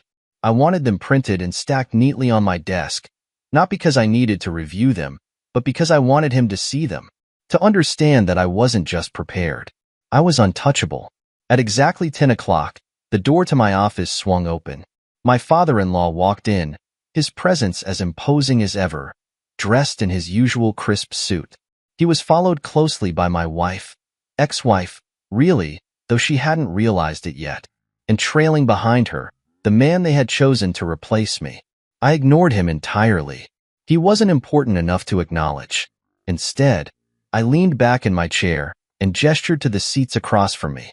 Sit. They did. Reluctantly. You think you can just lock me out of my own company? My father-in-law's voice was sharp, laced with barely concealed fury. I smiled. I don't think. I know. I tapped the stack of papers on my desk. 62%, remember? That's my share. Which means I make the decisions now. Not you. Not her. I nodded toward my wife, whose expression remained unreadable. And definitely not him. Her so-called new husband shifted in his seat, uncomfortable. This is a family business, my father-in-law pushed. And you're no longer family. I tilted my head. Funny.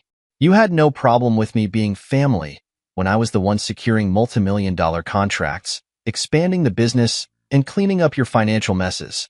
His jaw clenched. I continued. You're right about one thing, though. This is a family business. But see, I was smart enough to make sure that blood ties don't equal ownership. I slid a document across the desk. This is the revised executive structure I filed this morning, I said casually. Effective immediately, your title as chairman is revoked. Your board privileges are suspended. Your access to financial accounts? Gone. You no longer hold a single voting right in this company. My father-in-law's face turned red. You can't do that. I raised an eyebrow. I already did. My wife, ex-wife, leaned forward, her voice softer but no less sharp. Why are you doing this? I turned my gaze to her, finally giving her my full attention. Why? I repeated.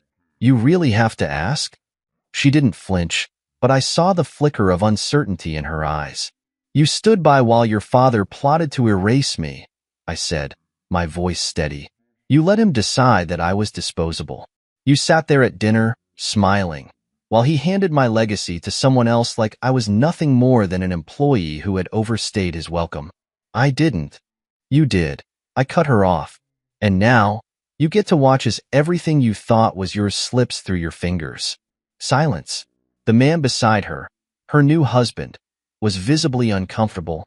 He had come here expecting a smooth transition, a welcoming handoff. Instead, he was sitting in the room with the man he had tried to replace, realizing just how out of his depth he truly was. I turned back to my father-in-law. You built this company, but I made it an empire. And now? Now, I own the empire. I stood up, buttoning my suit jacket. I suggest you start making peace with that. For the first time in his life, my father-in-law looked at me not with control, not with arrogance, but with something close to fear. He had underestimated me, and now he was paying the price. He stood abruptly, shoving his chair back. You'll regret this. I smiled. No, you will. He turned and stormed out, slamming the door behind him. My wife hesitated. For a brief moment, I saw something in her eyes. Maybe regret, maybe realization, but it didn't matter anymore. She had made her choice, and I had made mine. She turned without another word and followed her father out. I finally turned to the man who had been left behind, the one they had planned to install in my place. He swallowed hard. Look, man, I cut him off with a single glance. Get out. He scrambled to his feet and all but ran out of my office. As the door closed behind him, I exhaled slowly, letting the silence settle. The battle wasn't over yet, but today, I had one, and I wasn't done winning. The morning after the confrontation, the weight of my victory still lingered in the air, thick and undeniable. But I knew better than to celebrate too soon. My father-in-law wasn't the type to bow out quietly. No, he would retreat, regroup, and come back swinging. He had spent decades building his power, surrounding himself with men who owed him favors, men who would gladly stab me in the back if it meant securing their own positions. Which was why I had to move first.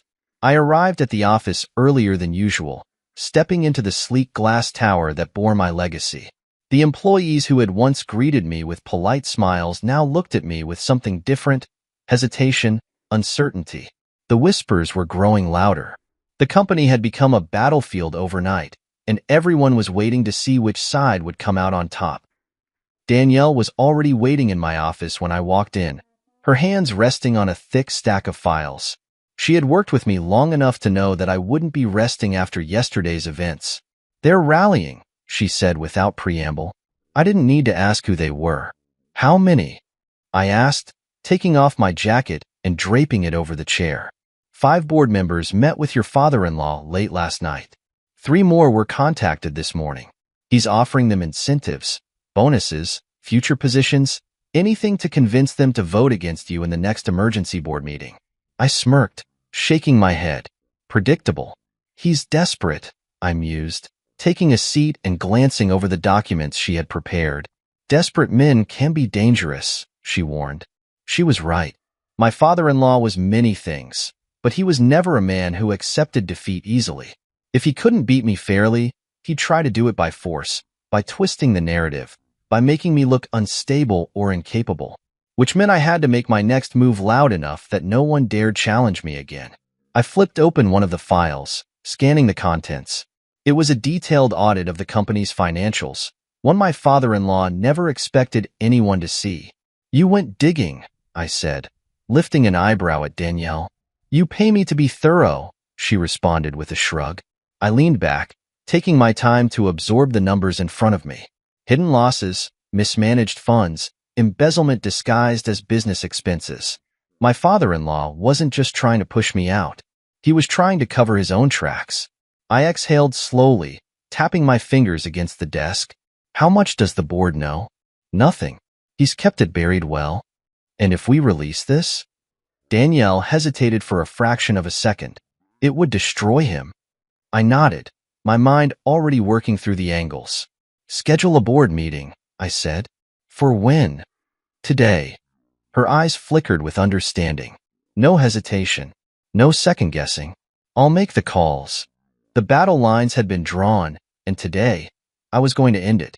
By noon, the boardroom was filled with executives, each of them wearing carefully guarded expressions. They knew something was coming. My father-in-law was already seated at the far end of the table, his posture stiff, his eyes locked onto me the moment I entered. I didn't look away. I took my seat at the head of the table, allowing the silence to stretch just long enough to make them uncomfortable. I called this meeting for one reason, I said finally, my voice even, to discuss the future of this company. A few of the board members exchanged glances. My father-in-law leaned forward, his fingers interlaced. The future is already being decided, he said smoothly. The question is whether you'll accept it or fight it. I smiled, tilting my head slightly. Oh, I'm not fighting it. I'm shaping it. I reached into the folder in front of me, pulled out a thick stack of documents, and slid them across the table. These are the company's financial records, I announced, watching as the executives leaned in, specifically records of mismanaged funds, hidden debts, and unauthorized transactions. The reaction was immediate. Murmurs rippled through the room, eyes darting toward my father-in-law. This is nonsense, he snapped. Is it? I challenged, flipping to a specific page and turning the document toward him. Because this right here? This is a record of $14 million funneled into offshore accounts under your name. The room fell silent. One of the board members, a man who had always been one of my father-in-law's closest allies, cleared his throat. Is this true? My father-in-law's expression barely flickered, but I saw the tension in his shoulders. He was cornered, and he knew it. This is a private family matter, he said, his voice quieter now. No, I corrected, my tone sharp. This is a corporate matter. And as the majority shareholder, I have a duty to protect this company from corruption. More murmurs. The tide was shifting. I leaned forward, driving my point home. You wanted to take everything from me. Instead, you just handed me everything I need to take you down. A long pause. Then, finally, my father-in-law exhaled slowly, his gaze meeting mine. For the first time, he looked truly defeated. What do you want? He asked. Your resignation, I said without hesitation. Effective immediately. More silence. Then, to my surprise, he nodded. Fine. A quiet gasp from one of the board members. Even my wife, ex-wife, looked startled. And the shares, I added. Transfer them to me. My father-in-law clenched his jaw. You're pushing it. No, I said simply. I'm ending it. A long pause. Then, finally, he sighed, pushing the documents back toward me. "You really are ruthless," he muttered. I smirked. I learned from the best. And just like that, it was over. My father-in-law left the company that day. My wife didn't follow him, not immediately. She lingered, watching me, but I didn't spare her a second glance. I had one, and nothing would ever be the same again. By the next morning, the entire city knew what had happened. The headlines splashed across business news outlets were as brutal as they were satisfying. Corporate power shift, the end of an era at Hastings Enterprises. Chairman resigns amidst financial misconduct allegations. Hastings' empire crumbles, the rise of its true architect. I sat in my office, sipping my morning coffee, reading through each article with a quiet satisfaction. The war was over. The battlefield was mine.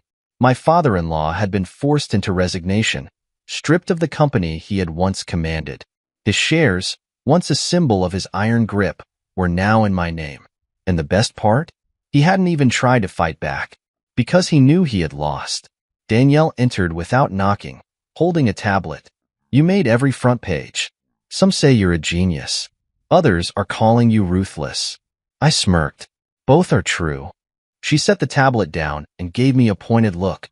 "You should know something. Your ex-wife has been calling. Repeatedly." I didn't react. I had been expecting that. "Let her call." Danielle hesitated. She also came by the building earlier. Security turned her away. I exhaled slowly. She's not used to being ignored.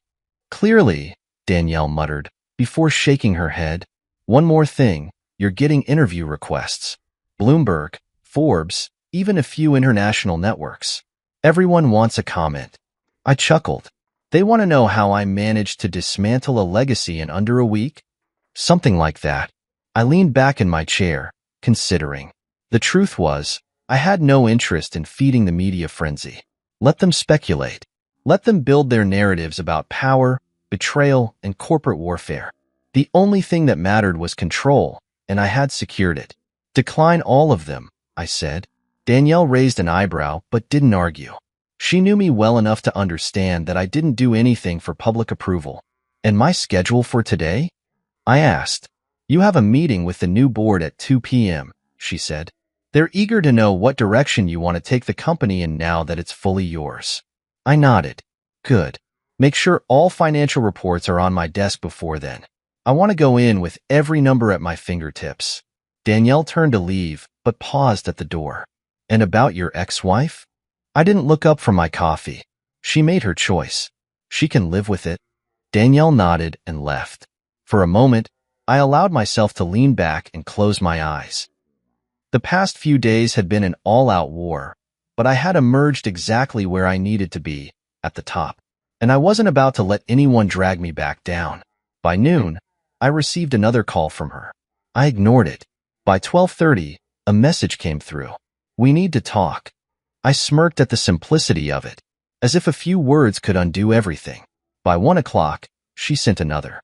"Please." That one made me pause. Not because I felt anything for her. I didn't.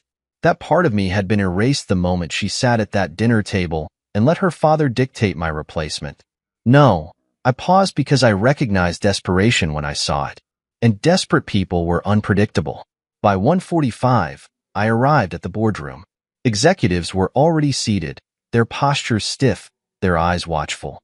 They had spent years under my father-in-law's rule, conditioned to follow his lead. Now, they were looking at me, unsure of what to expect. I let the silence stretch as I took my seat at the head of the table. "Let's not waste time," I said, steepling my fingers. "I know there are concerns.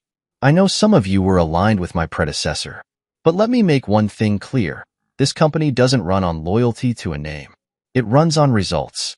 A few of them shifted in their seats. "We're not going to waste time mourning the past," I continued. "We're going to move forward. And those who are ready to do that, you'll be rewarded." The tension in the room eased slightly. These were business-minded people. They didn't care about sentiment. They cared about profit. And if I could make them more money than my father-in-law ever did, they would fall in line. I spent the next hour laying out my strategy, expanding global operations, restructuring inefficient departments, securing new international partnerships. By the time the meeting ended, the board was no longer uncertain. They were intrigued, and I had them exactly where I wanted them. That night, as I was leaving the office, I saw her. She was waiting in the lobby, standing near the entrance in a fitted gray dress, looking as polished as ever. I could have walked past her. I could have ignored her completely, but a part of me wanted to hear what she had to say, if only to watch her scramble for an explanation. So I stopped. She looked up, relief flashing across her face. "You finally decided to see me." "No," I said simply. "I just didn't feel like pretending you don't exist." She flinched slightly, but recovered quickly. "Can we talk? In private?" I studied her for a long moment. Then, without a word, I turned and walked toward the side exit. I knew she would follow. Outside, the night air was crisp, the city lights reflecting in the glass windows of the building I now fully controlled. She wrapped her arms around herself, hesitating. "I didn't want this," she finally said. I laughed, shaking my head. "You stood by and watched it happen." She stopped herself, frustration flickering in her eyes. "I didn't know how to stop it." "You didn't try," I said coldly. Silence stretched between us. "I made a mistake," she admitted finally. I nodded, shoving my hands in my pockets. "Yes, you did." Her lips parted slightly, as if she had been expecting a different response. She exhaled. "I just want to know if there's any way to fix this." I looked at her then, really looked at her. She had been the woman I once trusted, once believed in, and now she was just another person who had underestimated me. "No," I said, my voice even. "You don't get to fix this. You don't get to rewrite the ending." Her eyes flashed with something. Anger, regret, maybe even grief. But none of it mattered. I turned and walked away, because some things weren't meant to be salvaged. And she had made her choice. As I walked away from her, I didn't look back. There was no need. Whatever desperation she was feeling now, whatever regret had crept into her heart, it was too little, too late. She had watched me be discarded like an afterthought, had stood silent as her father tried to erase me from my own empire. And now, she wanted to fix things? There was nothing left to fix. I stepped into my car, exhaling slowly as I gripped the steering wheel. My phone vibrated in my pocket, and I already knew who it was before I even glanced at the screen. Another message from her. "Please, just one conversation." I didn't bother responding. Instead, I turned off my notifications and pulled out of the parking lot. There was work to be done, a company to run, a future to secure. The past could keep calling, keep begging, but I was done answering. By the time I got home, my body was exhausted, but my mind was sharp. I poured myself a drink, stepping onto the balcony of my penthouse. The city sprawled before me, alive and endless, glittering under the night sky. I had won. Everything they had tried to take from me, I had taken back, and more. The company was mine now, fully mine, and for the first time in years, I didn't have to answer to anyone. No father-in-law dictating my future. No wife standing in the shadows, complicit in my downfall. So why did I feel this quiet, lingering sense of anticipation? Because I knew the game wasn't over yet. People like my father-in-law didn't just walk away. They regrouped. They retaliated. And I was ready for it. The next morning, I was back in my office before the sun had even fully risen. Danielle was already there, as always, her efficiency unmatched. She slid a file onto my desk before I had even taken my seat. "You were right," she said simply. I flipped open the file and scanned the contents. A meeting had taken place last night. My father-in-law, a few of his old allies, a handful of investors who had benefited from his reign. "They're looking for a way back in," Danielle continued, "trying to gather support, frame you as reckless, unstable." I smirked, setting the file down. "They're desperate. Desperate men do dangerous things." She wasn't wrong. "Do we have leverage on any of the investors?" I asked, already knowing the answer. Danielle nodded, flipping to another page in the file. 3 of them have questionable financial histories. Offshore accounts, unreported earnings, some borderline legal dealings. If they push too hard, we can squeeze them. And the rest? 2 of them are just waiting to see who comes out on top. They don't care who runs the company, As long as their money keeps growing, then we make sure they know where the real power is. I picked up my phone and dialed the number of the most influential investor on that list, a man who had built his fortune on the backs of others, who had never truly cared about loyalty, only profit. He answered on the second ring. I was expecting your call. Then you already know why I'm calling, I said smoothly. He chuckled. Your father-in-law has been very persuasive. He thinks you're too aggressive, too impulsive. He's making a case that the company is better off under someone calmer. And what do you think? I asked. A pause. Then, I think I like making money. And right now, you're the one making it. I smiled. Glad we understand each other. He chuckled again. For now. But power shifts quickly in this world. Be careful, son. I always am. I hung up and turned to Danielle. That's one secured. Now let's deal with the others. By noon, I had locked in the majority of the key investors. They were staying with me, at least for now. That left my father-in-law with fewer allies, fewer options, and fewer chances to claw his way back. At exactly 3 p.m., my office phone rang. I picked it up without hesitation. I was wondering when you'd call. You're making a mistake. My father-in-law's voice came through, calm but firm. You keep saying that, but I'm still here. And you? You're not. A pause. Then, this isn't over. I smirked, leaning back in my chair. It is for you. Silence. Enjoy your retirement, I said, then hung up. I exhaled, setting the phone down. Game over. That night, I returned home and found another message waiting.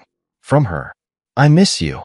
I stared at the words for a long moment, then deleted the message without responding. She had chosen her side, and I had one. I stepped out onto my balcony, the city stretching before me. For the first time in years, I was exactly where I was meant to be. Untouchable, unstoppable, and finally, free. By the next morning, the dust had settled, but the game wasn't over. Power struggles never truly ended. They just shifted, reshaped themselves into new battles, new challenges. The difference now? I was the one holding the sword. I arrived at the office before sunrise, the city still waking up as I stepped into the towering glass building that bore my legacy. Employees were moving through the halls, whispering, stealing glances my way. They weren't used to this version of me, the man who had once worked silently in the background, now the man in charge. Danielle was waiting in my office, already scanning through her tablet. She barely glanced up as she spoke. Your ex-wife was seen leaving her father's house late last night. Sources say she's distancing herself from him. I smirked. Of course she is. She sees the writing on the wall. Danielle finally looked up, giving me a pointed look. You think she's doing this for you? I let out a short laugh, shaking my head. No, she's doing it for herself.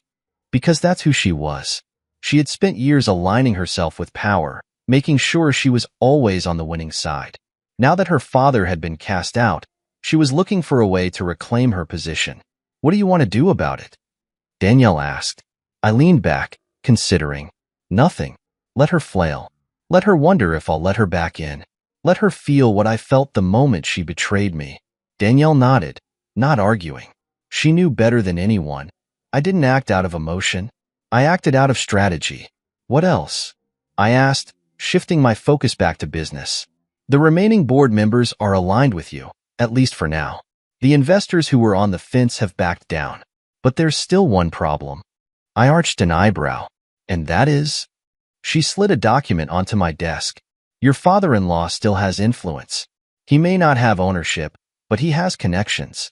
If he wants to make things difficult for you, he can. I glanced over the document. It detailed his remaining assets, his political ties, his ability to manipulate certain markets. He's not done fighting, I mused. No, Danielle agreed. He's just waiting for an opening. I exhaled slowly, tapping my fingers against the desk. Then I won't give him one. Schedule a meeting with the board, I said. I want everything airtight before he makes his next move. Already on it, she said, stepping out of the office. I turned my chair toward the window, gazing out over the city. This was the part no one ever talked about, what happened after you won. People assumed victory was the end, but it never was. Power had to be maintained. defended, strengthened, and I wasn't about to let anyone take it from me again. By noon, the boardroom was packed. The atmosphere was different now. No more uncertainty, no more divided loyalties. They all knew where the power lay. "We're going to discuss expansion," I said, scanning the room. "Hastings Enterprises is no longer just a domestic firm. We're taking it global." A few surprised glances. Some nodded, already considering the implications. "We've relied too long on old strategies," I continued. "We were reactive. Now, we're going to be proactive. New markets, new investments. We don't sit back and wait for opportunities. We create them." An executive shifted in his seat. "That's going to require aggressive funding." I smiled. "I'm aware." Danielle slid another document across the table. "We've already begun securing private capital. Within the next 3 months, we'll have the liquidity needed to make our first international acquisition." Murmurs of approval. My father-in-law had spent years treating this company like his personal kingdom, using it to consolidate power rather than actually grow it. That was his biggest mistake. He played defense. I wasn't going to. I was going to conquer. That night, as I was leaving the office, my phone buzzed. Unknown number. I already knew who it was. I answered, bringing the phone to my ear without speaking. A slow exhale on the other end. "You've made your point." I smirked. "Have I?" A pause. Then, "You think you've won. You think this is over." "It is over," I said, stepping into my car. "You just don't want to accept it. You're playing a dangerous game, son." "I'm not playing anymore." "You are. And you lost." Silence. "Retire," I continued. "Enjoy what's left of your influence before it disappears completely. Because if you come at me again, I won't just take your company. I'll take your legacy." A long pause. Then, finally, "You really are ruthless." "You taught me well," I said before hanging up. I set my phone down, exhaling. That was the last time my father-in-law ever tried to challenge me. 3 months later, Hastings Enterprises secured its first international acquisition, expanding into European markets. The numbers skyrocketed. I watched from my office window as the stock price climbed, the city lights reflecting in the glass. I had won. Not just the battle, the war. And no one would ever take this from me again. That night, I got another text. From her. "I still love you." I stared at the message for a long moment before typing back. "I don't." And with that, I blocked her number. Because power isn't just about winning. It's about knowing when to walk away. And I was never looking back. The city never truly slept, and neither did power. While the rest of the world moved through their routines, I was already steps ahead, calculating my next move. Power wasn't just about holding on, it was about expanding. And if my father-in-law had spent decades defending his empire, I was going to spend the next decade building mine bigger than he ever imagined. The office was quieter than usual when I arrived the next morning, my footsteps echoing in the executive hallway. Hastings Enterprises had already begun its global expansion, and the first phase of international acquisitions was locked in. But there was still work to do. Danielle was waiting for me, as always, a fresh folder in her hands. "Numbers from our latest acquisition," she said, handing it over. I flipped it open, scanning the reports.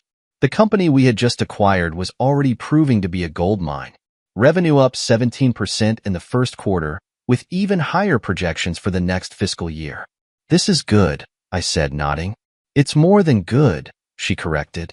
"It's a statement. The market knows you're not just holding ground, you're growing." That was exactly the point. My father-in-law had spent years playing safe, keeping the company in familiar territory. But power wasn't about safety, it was about dominance. "Any pushback?" I asked. "Not from the board," she said. "But your ex-wife has been making calls." I didn't react. "To who?" "Some of the investors. A few of the remaining executives who were loyal to her father." I exhaled slowly, tapping my fingers against my desk. "She's looking for a way back in," Danielle continued, "trying to leverage whatever influence she has left." "And how are they responding?" "So far, they're ignoring her. But if she keeps pushing, someone might listen." That was the problem with people like her. They never accepted when they had lost. She had aligned herself with power her entire life, always making sure she was on the winning side. And now, for the first time, she was powerless. Let her try, I said finally. It won't change anything. Danielle hesitated. She also showed up at the building again this morning. Security turned her away. I chuckled, shaking my head. She's getting desperate, Danielle noted. Let her be, I said simply. Danielle studied me for a moment, then nodded. She didn't need to say it, but I could hear the unspoken words in her silence. This isn't over. And maybe, in her mind, it wasn't. But for me, it had been over the moment she let me be erased. By mid-afternoon, I was on a conference call with a potential partner in Dubai, discussing another major acquisition. We were expanding fast, and the world was paying attention. Your reputation precedes you, the man on the other end of the call said. The way you handled your transition of power was ruthless. I smiled slightly. Business isn't personal. Oh, but it is, he chuckled. Every move you make tells the world who you are. And right now, the world is watching. I knew that. I welcomed it. By the time the call ended, I had secured another partnership, and Hastings Enterprises was another step closer to becoming a global powerhouse. I had built an empire that no one, not my ex-wife, not her father, not their failed schemes, could take from me. And that was only the beginning. That evening, I stepped into my penthouse, the city lights stretching endlessly beyond the glass walls. A drink in my hand. My phone vibrated once more. Another message. From her. I should have ignored it, but something in me wanted to see what she had to say. I opened it. I just want to talk. One last time. I exhaled, setting my drink down. I didn't know her anything, but I wanted to see what her last move would be. So, against my better judgment, I sent a single response. Tomorrow. Noon. My office. The next day, at exactly noon, she walked into my office. She was still as polished as ever, still carried herself with the same effortless confidence. But there was something different now, a hesitation in her step, a flicker of doubt in her eyes. She took a seat across from me, crossing her legs carefully. You look good, she said after a moment. I didn't respond. I just studied her. She sighed. I don't know how to start this conversation. Then don't. Her jaw tightened slightly, but she forced a small smile. I made a mistake. You made a choice, I corrected. And it was the wrong one, she admitted. I tilted my head slightly. Didn't seem wrong when you sat across from me at that dinner table, letting your father replace me like an employee past his expiration date. She flinched at that. Good. I was stupid, she said, her voice quieter. I let my father control everything. I let him make the decisions, thinking it was what was best for me. But I see now. She swallowed. I see that I lost the one thing that actually mattered. I leaned back, watching her. And what was that? I asked, my voice unreadable. She hesitated. You. I laughed. I didn't even mean to. It just came out. You didn't lose me, I said, shaking my head. You threw me away. There's a difference. Her eyes flickered with emotion. Do you really hate me that much? I exhaled slowly. No, I don't hate you. I just don't care anymore. She stared at me for a long moment, and I saw the realization dawn in her eyes. This wasn't a game she could win. Not this time. You wanted to talk, I said, standing up. Now we've talked. I have work to do.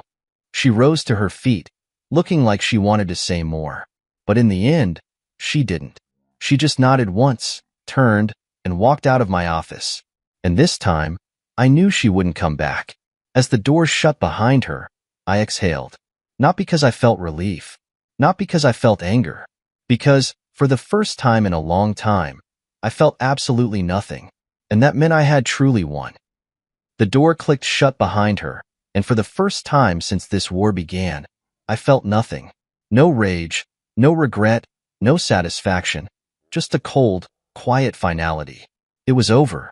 She had walked out of my life the moment she let her father erase me. And today, I had returned the favor. I turned back to my desk, my fingers grazing the sleek surface as I exhaled. There were no more distractions, no more betrayals to uncover, no more battles left to fight. I had one. And yet, The city outside my office window kept moving, untouched by the war I had waged and won. The world didn't stop for victory. Neither could I. My phone buzzed. Danielle's voice came through the speaker. The reporters are still requesting an interview.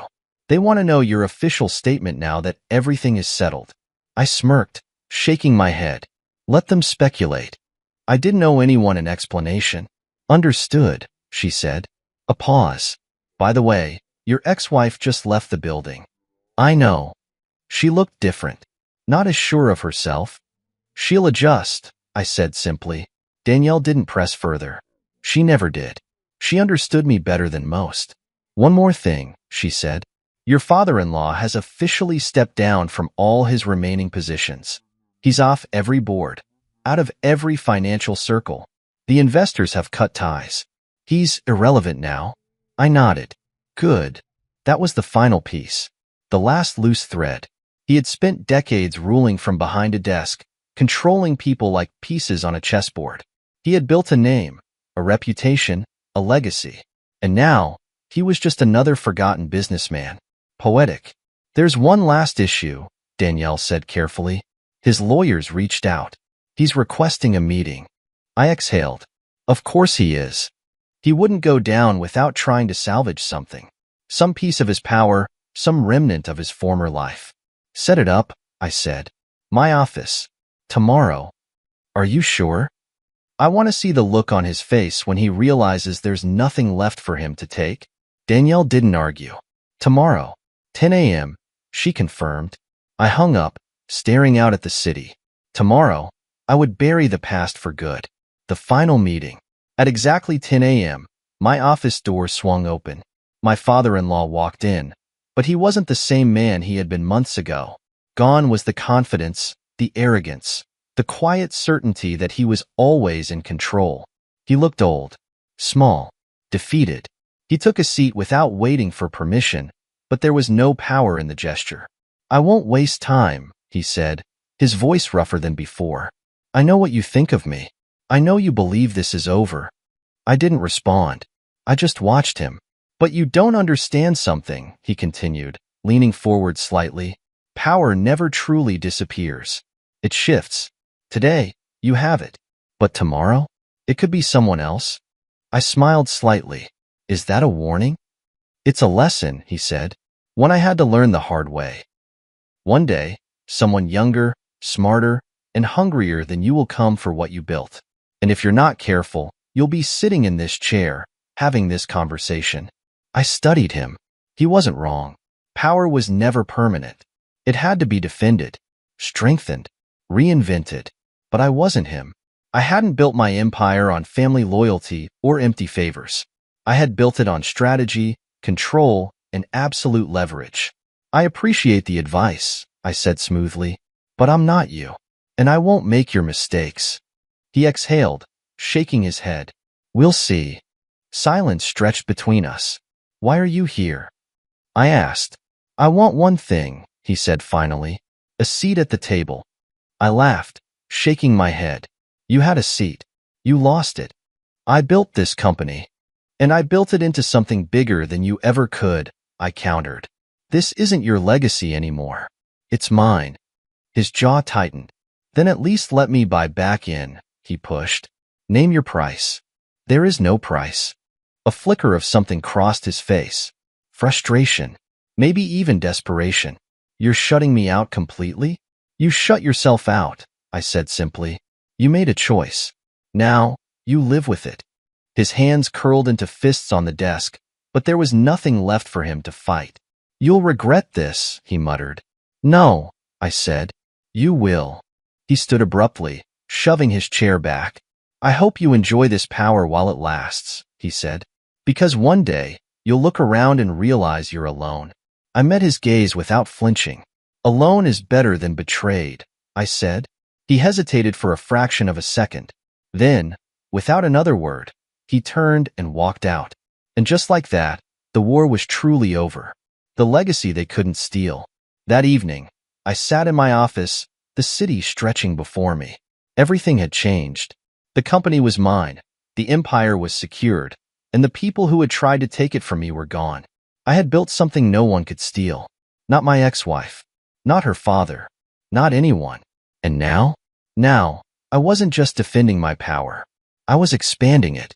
A knock at the door. Danielle stepped in, her expression unreadable. You did it. Of course I did. She nodded, then hesitated. So what now? I smirked, leaning back in my chair. Now, I echoed. Now, I make sure no one ever forgets who built this empire. She studied me for a moment, then smiled slightly. I never doubted you. As she left, I turned back to the city. They tried to erase me. They tried to replace me. They failed.